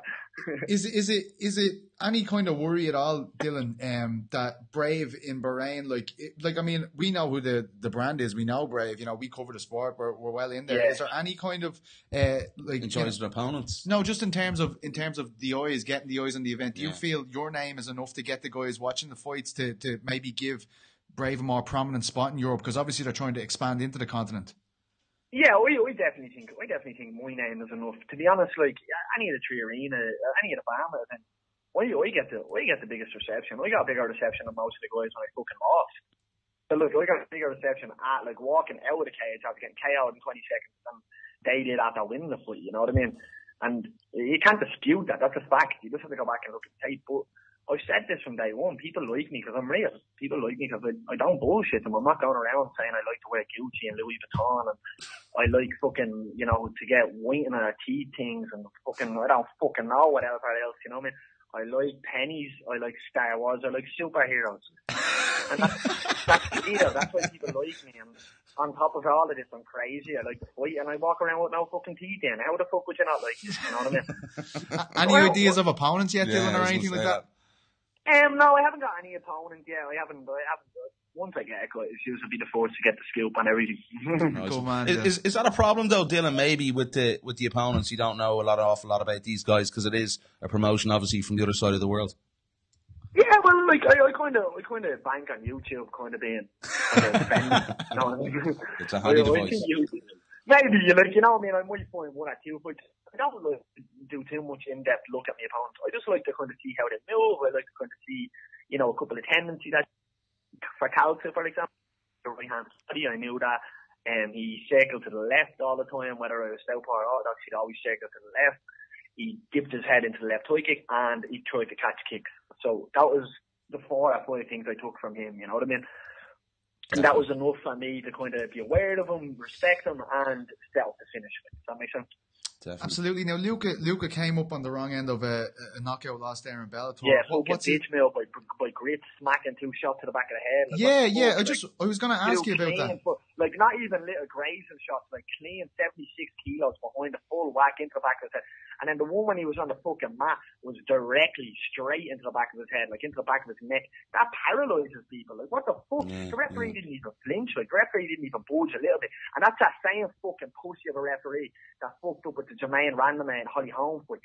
Same little dope, like, you know what I mean? So, them types of cunts shouldn't even be allowed to be in charge of fight. Yeah, we're looking at them to save our lives. That's all I ever look at as a referee to do, is to save my life in there, to save his life. You know, me and Luca were watching a tape on this boxer there a while ago when he took like 6 or 3 little rapid strikes into the back of his head. He's paralysed in a wheelchair. Can't move, eating through a test tube, shitting through a fucking test tube. His ma's wiping his ass that fucking night, like, you know what I mean? So then when I seen that, me and John went fucking ballistic in the corner. Like, Ivana Luca's fiance was sitting behind me, and like the minute she seen it, she was like, "Whoa, what the fuck?" Like, you know what I mean? Yeah. It's so dangerous. Like, we have rules, fucking follow them, and it was blatant. It was so blatant. So, you know, sorry, I got really emotional. No, I understand. Right. Like, I mean, this is a massive opportunity for Luca's career. Obviously, getting onto Bellator there. He is a guy that has, like, you know, everyone in SBG speaks so highly of him. Is that how he's looking at it here? Does he feel like, you know? Yeah, he's kind of. To be fair, he took it super well. He took it super awesome. Like, you know what I mean? He took it really well. Like, you know, of course he was upset. Of course, like, you know, I fucking cried for like 3-4 days on Ash's shoulder after the Elsa loss. I couldn't walk outside the door. Like, I can only imagine, yeah. So, like, it's just heartbroken. It kind of feels like, and especially, like, I know Luca doesn't feel like this. I know, like, so don't, please, everyone. No, you're speaking your own mind. This is me speaking.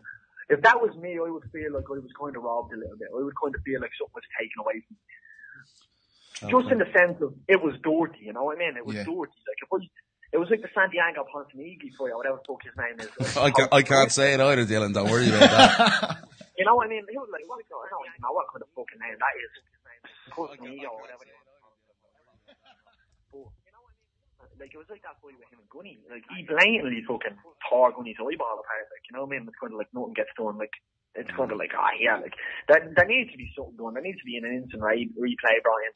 The refs need to take it on board. Yeah. Our referees are kind of hesitant because they don't want to be in the headlines. You know what I mean? Oh, this referee made a bad call, but they have to just make the fucking calls. Like, and it's something that I kind of feel a lot of them are really lazy with. But Luca will be back. Like, he always came back. Like, he always comes back, and I really, really pity the next guy that he gets. I'm looking forward to seeing him in there again, Dylan. Just finally, this Christmas compared to last Christmas, obviously there was the big loss last year. There's a big win this year. How different is it for you during the silly season? It doesn't really feel like Christmas at all. I'm sitting in my house, like, I'm not home my own. I don't have any decorations up, but yeah, the 2 weeks leading up to this Christmas, 10 times better than the 2 weeks leading up to last Christmas. Very glad to hear it. Great stuff. Very glad to hear it. And come here, Dylan. Thanks so much for coming on and breaking that news. No bother, guys. Yeah. Thank you so much for having me, and I hope to catch up with you again for a longer chat next one. Definitely, Dylan. Listen, have a great Christmas. Do appreciate it, man. Lots of love. Talk to you soon. Cheers, buddy. You too, bud. All the best. Love you, boy.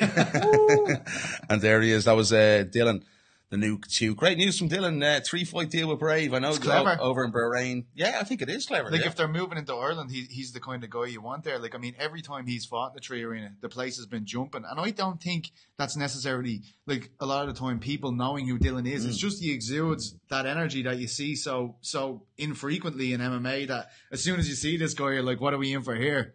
I think maybe it was a bit of opposite that with Colin Freak Show Fletcher at the weekend. I think everybody saw him coming out. Oh, this is going to be amazing. Yeah. And unfortunately, the fight didn't really live up to it.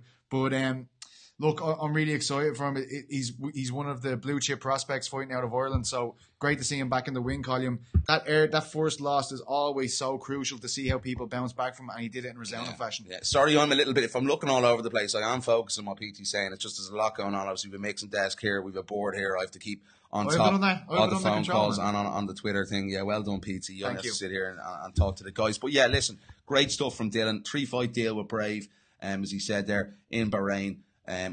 Great ideas, as you said there, in relation to, expanding his brand. And I wonder if there's going to be more. Like, I think like, Obama must be looking now and going, damn, why didn't we, maybe put a little bit more weight behind this guy? We heard what Andy Ryan said earlier on. Maybe things aren't as rosy as they might have seemed. When they did pull a little bit back of the other guy's back now. I don't think Paul will go. I think Paul's pretty happy with. He's got title situations all over him. Yeah. So definitely one to look out for.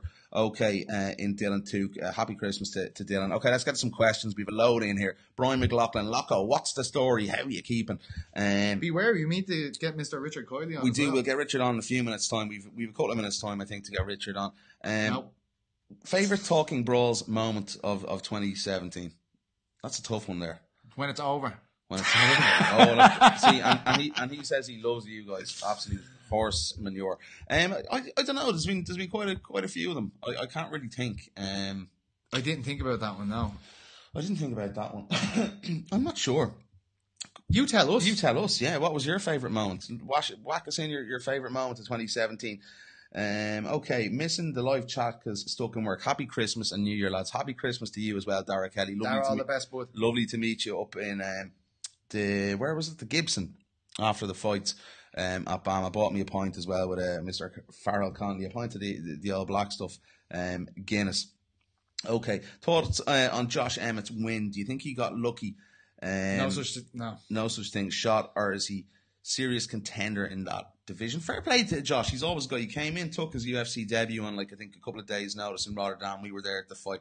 He's kicked on. I think he's had 3-4 fights in the UFC. Has he lost? I think maybe he's lost one. I'm not 100% sure. I think he did lose one. Yeah. But what a performer! And obviously, Team Alpha Male are doing a really, really good job with him there. And he's the balls to go in there, take another fight in short notice. And listen, sometimes it does pay massive rewards. I didn't expect him to get the finish in so spectacular fashion against a tough dude in Ricardo Lamas.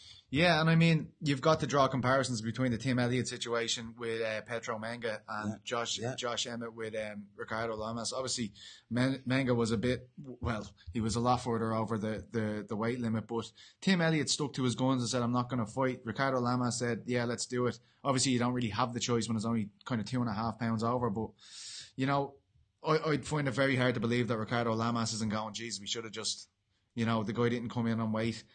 I'd say he's having them discussions with himself. So, big win. I don't know. I'm going to have to see him against someone else before I'm going to say he's title bound, but definitely interested to see what he's doing next.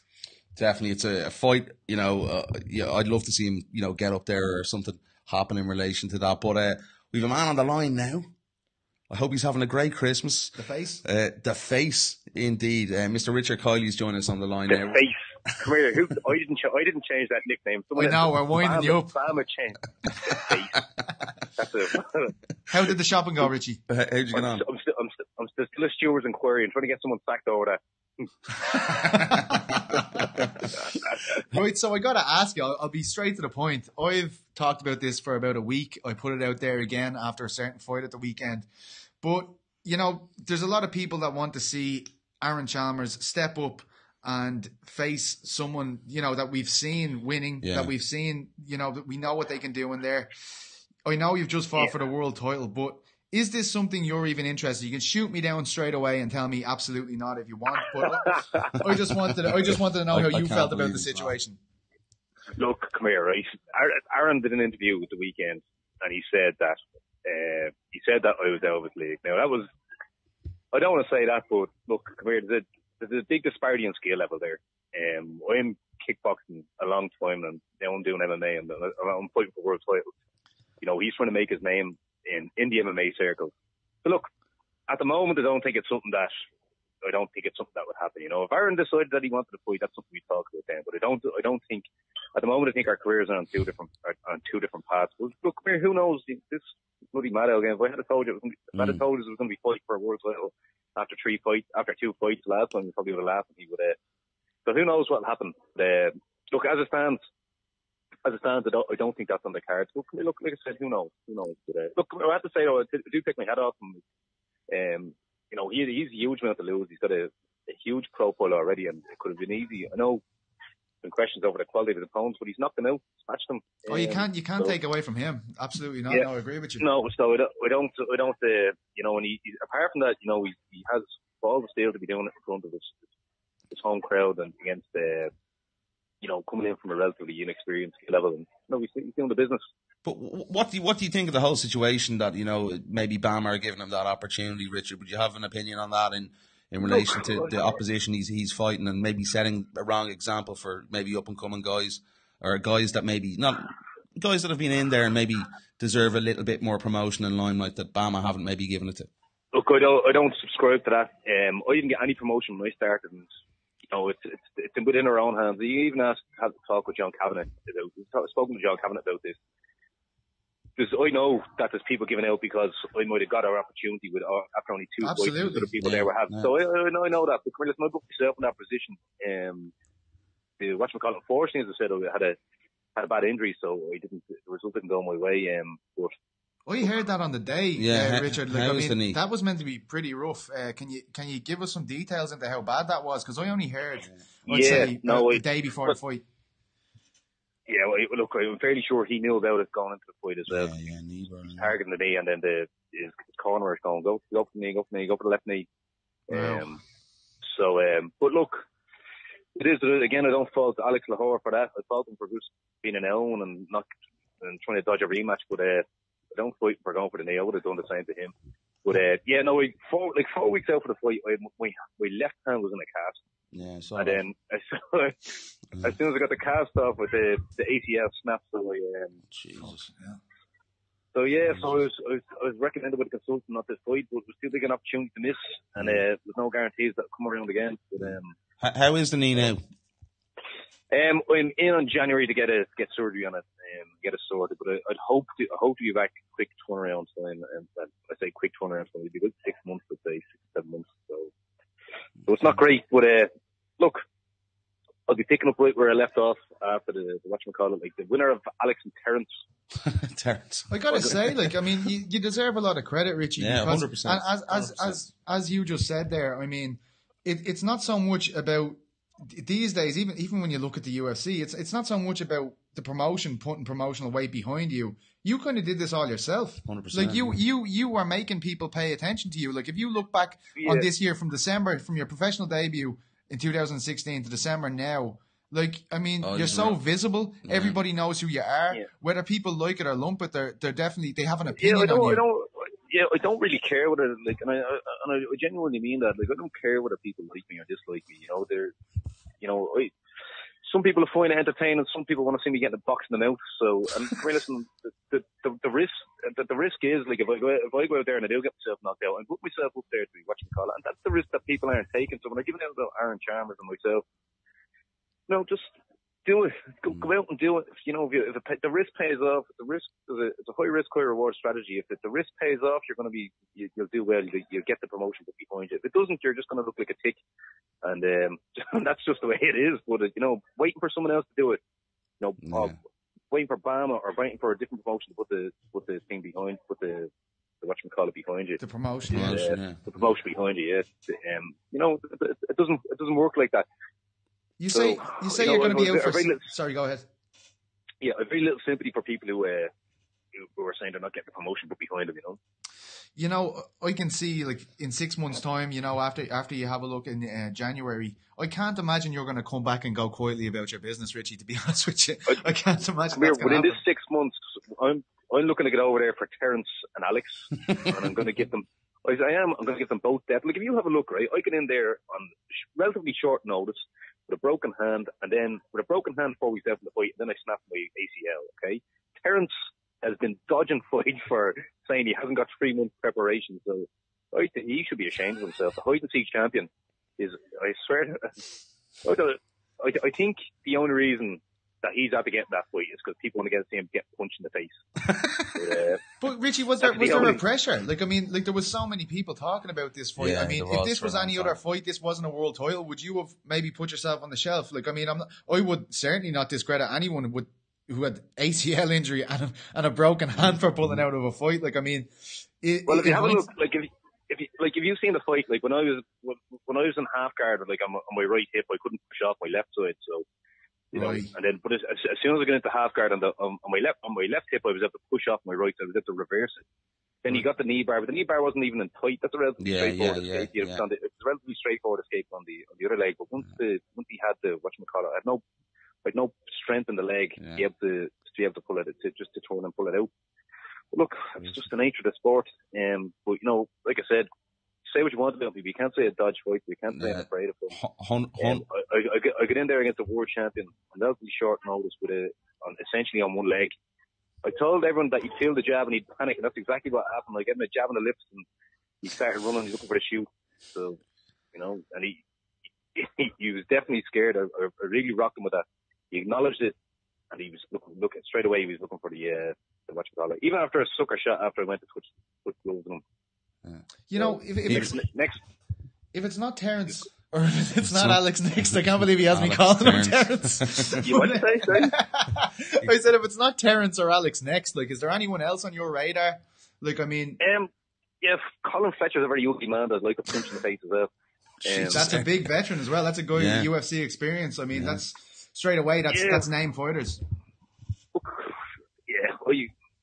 I think he's average, if I'm being completely honest with you. He doesn't scare me. He's scary looking. That's about all he has going for him. That's what's distinctive about him. He's just very, very ugly. And he works off his strength, I suppose. But look, Alex beat him. So I think Alex beat him. That'd be a natural one for there as well. That's a great fight. I'm like really that. interested in that. I like that one. I really do. All right, forget about the Aaron Chalmers fight. Forget about Chalmers. We want that. We want that fight. I'd really like Terence is the one I really want to box him out. And I to be honest with you, I think you actually wreck his head so much. It's like I think it's like him just trolling him. Like you can see the reaction. It's unbelievable. Oh, it's great. It's the very first time when I stepped into the cage, you could see how irritated he was. Brilliant. Quality, absolute quality. There's a lot of things I'm not good at, but being irritating is one of them, lad. What? Even Alex Lahore is after blocking me on Facebook now. Did he? Giving him death by poison nail as well. Yeah. He was very complimentary after the fight. Right? Yeah, he was. I know. Well, the reason why he's at blocking me is because he knows that he beat a good-legged man. He knows that he knew about my injury. He targeted the injury. I don't think he wants to fight a fully fit Richard Kiely. What is the difference, Richard, just from you being in there against, say, like Keith McCabe, like from that performance to this performance in terms of physicality? How different was it, like, for you in there? Like, it wasn't different at all. I Keith McCabe fired and Alex. I'm not just saying that Lahore, yeah. I don't. I really rate Keith McCabe. I think he's very good. I think there might be a couple. He probably needs to work on the mentality aspect of the game, whereas Alex is, to a degree, is bulletproof. Yeah. But Alex found out in there. You know, I actually thought as soon as I hit him with that jab, I had his speed, I had his timing very quickly. I was there. I'm going to knock this fella out if he stays on his feet. He knew that as well, and he straight away went for the shoot. I wasn't worried on the ground. I was being patient, like I said. I couldn't push off the left leg, so I was being patient. I was waiting until I was on my left hip, so I could push off the right leg.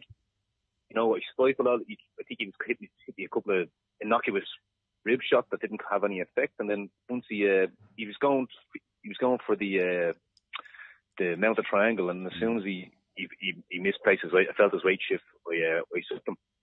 So. Yeah, I can absolutely understand. Yeah, why that would be. It's a frustrating fight more so. It was a frustrating fight for everyone watching. I think it was a bit of an anticlimax. There was so much watching the and it was an injury that beat me as opposed to Alex, and that's not taking anything away from Alex. He's still world champion, but I still think I'm better than him. I think Terence is going to win this fight. Sure, I saw you a couple of days even before the fight, and you were in a bad way. I saw your claw. Every time the severe lads went up to you, they were telling me about a different injury. And you weren't. I said every time Severe went up to interview, I was hearing, Jesus, hands gone, his knees gone. Let's go. But listen, you'll be getting Christmas cards off all those lads you've just insulted on your air. Absolutely. Anyway, sir. Darren Steele's going to get insulted next after the next win. He's talking about being the best striker in the UFC. Sure, how far Liverpool's about 40 miles away. He's not even the best striker within a 40-mile radius. So if he ever wants to get, he's calling out Conor, calling out a lightweight. What an epic shit talking battle that would be. That would be a good shit talking. You and Darren Till just talking shit. I'd pay to see that alone. Richard, Darren Till, and Conor. Imagine that triple threat. Brilliant. Mike's only. If he ever wants to come over even for a sparrow, I'll go Paris and I'll give my striking lesson. So, Richard, listen, it's been a pleasure to have you on. Have a great Christmas, buddy, and I do appreciate the time. Have a great Christmas. It's always a pleasure. Never a chore. Brilliant. Thanks, I can't wait to see you back in there, honest to God. Looking forward, and get healed up with that knee. Happy Christmas, man, and New Year. Appreciate it. Cheers, lads. Have a great Christmas, and thanks for having me on, right? Thank you. Cheers. And there he is, Richard Kiely. What a man. He just insulted everyone there, PT. That free show fight is brilliant. Roster. I like that. I really do. Like, if Bama were willing to give Richard Kiely a title fight, they're willing to put him in there against Colin Freak Show Fletcher, I'd imagine. Yeah. Oh, 100%, definitely. But if you're Freak Show, I think you want that fight as well, because, like, when people look at Richard's record, like, that's the only thing. You know he's going to come with, this guy's fought nobody. Yeah. Like, I think he's well used to that at this stage. But, I mean, if he has fought at world title level, he can surely fight a guy who at the moment is coming off a loss. And, in terms of the matchup as well, we saw nothing off Fletcher off his back the other day. He was stuck in side control for 15 minutes. So that's a great fight. I think I really, really like to see that fight. I think, I do agree, which is well, obviously after the Lahore fight, Lahore being the champion, and then a guy, let's be honest about, Fletcher, a bit of a journeyman being around the block. I think it's a good test to see where maybe Richard is really at as well. Exactly, my whole point. And coming off the injuries after that loss, very interesting comments as well on the level difference between Keith McCabe and Alex Lahore as well, what he was saying about that. That's no news to me. Keith McCabe, as I often joke with him, I say he fought every fortnight when he was an amateur. You know what I mean? Yeah. He's an absolute dog of a fighter. And look, Keith is one of those guys that can look absolutely brilliant. When he's in there and he's on form, he can look unbelievable. So that's a great compliment to see two Irish guys bigging each other up after fighting each other. Definitely. But very interested to see what's going on there. Looking forward to seeing him get back in action. Knee surgery, it probably is going to be 6-7 months, but maybe here in July next Dublin anyway on a Bama card. That would be absolutely great. Okay, Andy Stevenson on the phone lines here. Missing the live chat as I'm on the points. If you could assemble a dream team of coaching staff, who would it be? Striking, BJJ, and wrestling coaches. Mine are Danaher, Perillo. Not sure wrestling. Jeez, it's a tough one. I'd go Marcelo Garcia for jiu-jitsu. Well, obviously, because you're a product of his floating seal. No, blue seal. I am the floating seal. You're the floating seal. But, you'd have to get Marcelo. Like, he works with guys like Damien Moyago, for training, Ben Askren, those kind of guys. For striking, I would like to look at Coach Wink, who's on the show with us today. Yeah. You look at obviously Perillo, Jason Perillo. as Andy mentioned. They're going head to head next week in the coaching front. I was actually, to be honest, I was gonna give Jason a call today and see if we could get him on, have both perspectives. I probably should have done it in hindsight, but I was just too tired last night to even send a text, so I only got 3 hours What sleep. about Mark Henry? Mark's very good striking, boxing. I think all round though, if you're looking at a coach, we saw Mike's been all their way through with Holly as well. Maybe just shade it with Mike Wink, but Jason Perillo's done a phenomenal job. Obviously, our Severe MMA, when you were with Severe MMA last year, he was our coach of the year in relation to striking, did a fantastic job. But it's a tough one to call, I think, across Brandon the board. Six-Gun Gibson. Yeah. Brandon Gibson, a guy who's getting such rave reviews. Yeah, and people really love that guy. Really love that guy. So it's a tough one. I'd have to go jiu-jitsu. I wouldn't be an expert on who would be a very, very good jiu-jitsu coach. But I think you'd maybe look at even Eddie Bravo, what he's done with some of the 10 Planet guys in relation to mixed martial arts. Yeah. I think maybe have him in there because it's a different style. It's a style that's worked very well with a lot of guys who've taken up 10 Planet. Tony Ferguson, El Kakubi. Interesting stuff there. And then I suppose wrestling, that's a tough one. I think Izzy Martinez has done really good job at the moment. He's working with the Pettis brothers, obviously Dennis Jackson's as well, all over the place. So there's Daniel Cormier. That's it. DC. DC coaches in AKA. In AKA. So there's so many guys there you could take into consideration. But I go Perillo, Marcelo Garcia, and I go Wink. Wink or Perillo, Eddie Bravo, and Izzy Martinez. I'm going Cormier. I want Cormier. Okay. All right, I think I'll be able to double leg. My knees. That's a bloody good question. In Niall's opinion, which pub does the best Guinness in Dublin? Oh. So hard for a man of it is tough. Niall's experience. There's good pubs. O'Donoghue Hughes around Baggot Street, so you get a good jar. I think maybe the Drop and Well even. It's very good down there. Local enough around. Hardigan's as well is a good one. Okay. Choose. Ask Reese if he was to join the UFC in the morning, what class and what opponent realistically would he like to face? We can't ask Reese because it's Reese's interview is over. But what do you think, BT? Norman Park. In the UFC? Yeah. His own teammate? His own teammate? I remember Norman went mental at me before because I suggested that. I couldn't understand that. Yeah. There's nothing wrong with you. I know, I mean... But no, you're entitled to ask that question. You are. I'm entitled to ask any question that goddamn want. Because you're Peter Carroll from MMAfighting.com. Okay. Thank you. All right. If you want to get in touch with us, obviously in the phone lines there, bang us in the question. We've a good few here now on the live chat, so we'll get through a few of them before we talk about next week and fight card at UFC 219. 2 Connors in Sweden. It's all happening here. I don't really know what that means. Oh, Philip O'Connor. Sorry. I didn't even know what it was. What's up, Philly? How you getting on? Phil's giving me abuse there on WhatsApp a few minutes ago. Place is rocking. Is that Paddy Houlihan on the phone? No. Need a second mic, lads. Yeah, can't afford one. Buy me one for Christmas if you want.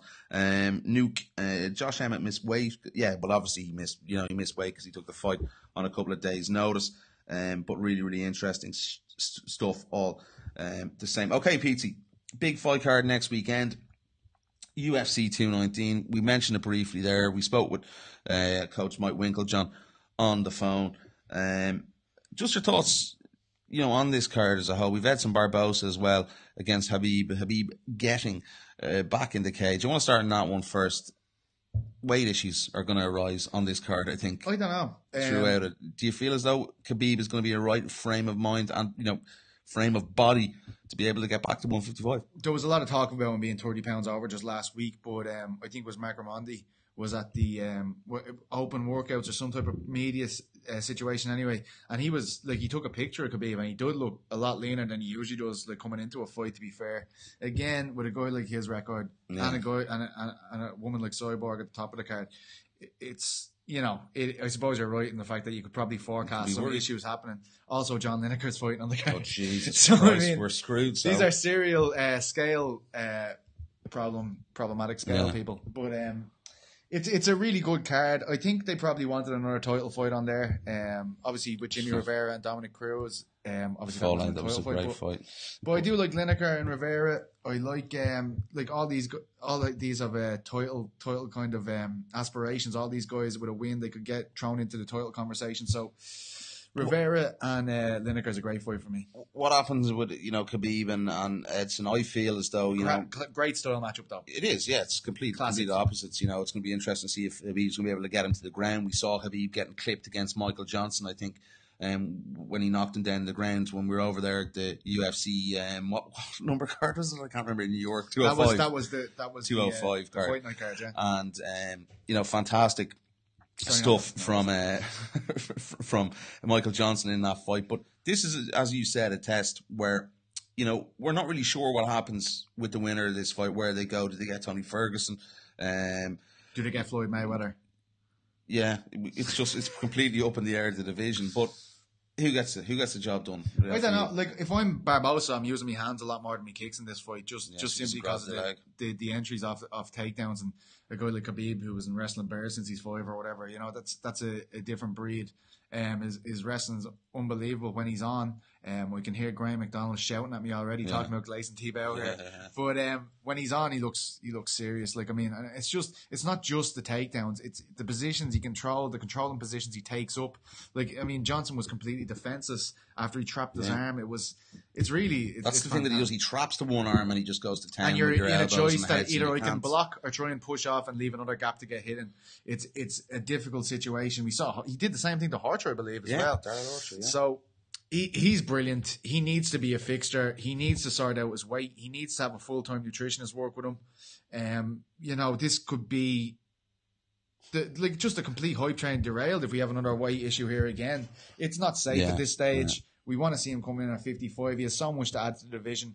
He's a lot of people. He's Conor McGregor's nightmare matchup as well. So that's something else that needs to be probably needs to be reconciled in the future. Tony Ferguson is probably bulling at the moment with absolutely sitting on his hands going, what the fuck is going on here? But I think Tony got a bit of surgery. Yeah, it is going to be interesting. That's what I want to see in 2018. Yeah. I want to see middleweight sorted out. I want to see division sorted out. Yeah, look. I think Max Holloway is the fight of the year this year just because featherweight has regained its footing. They have a serious champion. They have a guy that they can go, that's the guy I need to fight to be the champion. He was the guy that was... But listen, that only happened by default as well. That's the interesting thing, because I don't think it would have been as plain sailing if Frankie Edgar had been in there. I think it's a completely different matchup to what what Jose Aldo brings to the table. And I think the greatest featherweight of all time. Yeah, well, he was the great. Yeah, well, listen, was, but no, it still is the greatest featherweight of all time. It's Max Holloway's. It's a completely different style matchup. So I think the fact that he stepped in and he came back in from the injury was maybe that happening by default. I don't think it's a wild comment at all to say that, but. Well, it didn't. Like, he's not the champion by default. He got a change of opponent. No, but I think that the dominant performance again over Jose Aldo really solidified that we had a really good champion. If that fight hadn't happened at all, if they hadn't got a replacement in which they were struggling for a while, someone to get in, lucky now Cub Swanson didn't get granted that because he lost to Brian Ortega. So it's just an interesting way things are turning out. But I do completely agree with you. I hope we get more of these divisions resolved in 2018, but will we have them resolved? I'm not too sure we will. It's going to be July. I don't know. At least we know that Whittaker's fighting Rockhold. Max Holloway wants to fight in Hawaii for a long time. He wants to fight in Hawaii, but I do. But just the fact that there's a champion that's willing to defend to me, is a big deal. Yeah. And that's not thinking about hopping. Will Conor McGregor defend? I know we'll be chatting about it again soon. He'll fight next year. It's good scenes. You obviously seen him back in the gym anyway. Yeah, keep him out of trouble. Great. We can't possibly fathom what's going to happen with Conor McGregor ever. Yeah. So I hope he fights next year. I think he will, and I think that's best for him. So, do you think there's any issues? And we haven't really touched on this. That's because you took 2 weeks off. Tony Ferguson is the same management team as Conor McGregor. Is that an issue? I've heard people cite this an awful lot. Probably is. I've a little clip here. We could play it from the interview and thing if we want to play it. The interview and thing. The interview at the UFC Media Day. I cut down a little clip. We can throw on there if I can get it. Okay, go on. Get it to come on. My management team and myself, we have a decent relationship, but that's between us. I have to coach them the same way that sometimes they have to coach me. So it's a mutual relationship. Do I like the fact that the guy is holding the belt is being managed by the same company as me? Absolutely fucking not. Is that going to be a long-term issue, going down the line if Conor does come back to mixed martial arts after this fight against Floyd? Well, I don't know. It's the difference between being professional and not being professional. if I'm a profession in this industry, I want to make sure that I can demonstrate a profession for other people to follow that. It's kind of like fighting your teammate. It's like, okay, if somebody's going to be like, you're number one or you're number two, but that's your teammate. You're not going to fight him, are you? I'm not going to rob you of a paycheck. And I don't think Conor would do the same thing. If the person that's going to be there, that's holding the belt, standards are high and has been putting it out there on the line and actually winning fights classy and making weight, then the next fight is with me. And there you have it. There's El Kukui. Just sort of venting some of the things that maybe 4 months ago. Sorry, he has. I know it was 4 months ago, but it's still he felt that way going in, and a lot of what I asked him there has actually played out into this situation. So for me, it is an issue because I'm not even sure his status with the management company. Or I am speculating, but I don't know. We haven't heard from Tony in ages. It's been quite a while since he's done an interview. Well, no news has generated. Yeah, nothing's changed. Yeah, nothing's changed as far as we know, but. Not an ideal situation to be in. I can see the situation being troublesome in the fact that Audie and his team at Paradigm are doing one side like they're on one hand they're negotiating for Conor, and then they don't want to see Tony beat him because as Conor's stock, what he's worth, etc. like that. So you can understand Tony's frustrations. But listen, I really just want to see that fight happen, Tony and Conor. I really, really It's a fight to make. It is. 100%. As we said last week, if there's one fight to make in 2018 that we could bypass all the red tape and stuff and just get it done, that'd be the one I'd want done. Yeah, fascinating. And then Floyd Mayweather and Aaron Chalmers. Yeah. Gee, I knew you'd go back with that one. Okay, just a few more things before we wrap it up. Not an awful lot. What are your plans for Christmas, Petey? Not much. No? No. What's mean nothing much? Jesus Christ. Just mass, you know what I mean? Just a lot of prayer. You're very religious like me. Be down on mass the next. He's the reason for the season. Is Jesus Christ. Exactly. The reason for the season. Jesus Christ. So I make sure you all do your rosaries. Remember that Christ is risen and enjoy UFC 219. I think you should make a New Year's resolution not to piss me off as much as you. I think we did quite well today. I didn't really up that much. We didn't, because you were hogging the microphone, and I was trying to do the twiddly thumbs work with the just fuck you, yeah. All right, guys, listen, have a great Christmas, and do subscribe, do share the word of Talking Brawls podcast. Listen, big thanks I don't bother to all our guests coming on today. Andy Ryan and all his foul language. Great stuff all the same. Do appreciate it from Andy. Reese McKee, Coach Wink, Dylan Tuke, and obviously Richard Kiely, and also you guys for tuning in. Listen, have a really safe Christmas. Who? Who are you pointing at? I'm pointing at the camera there. See that one there. Okay, have a really great Christmas, safe Christmas. Do drink too much, but drink responsibly. And don't see a great night wasted. Know the one that's one too many, and double it. Happy Christmas from Peter Carl and myself, Niall McGrath. We'll be back maybe next week. I'm not too sure. We're going to do time constraining and pint constraining. But yeah, more than likely we'll have a show next week. Happy Christmas.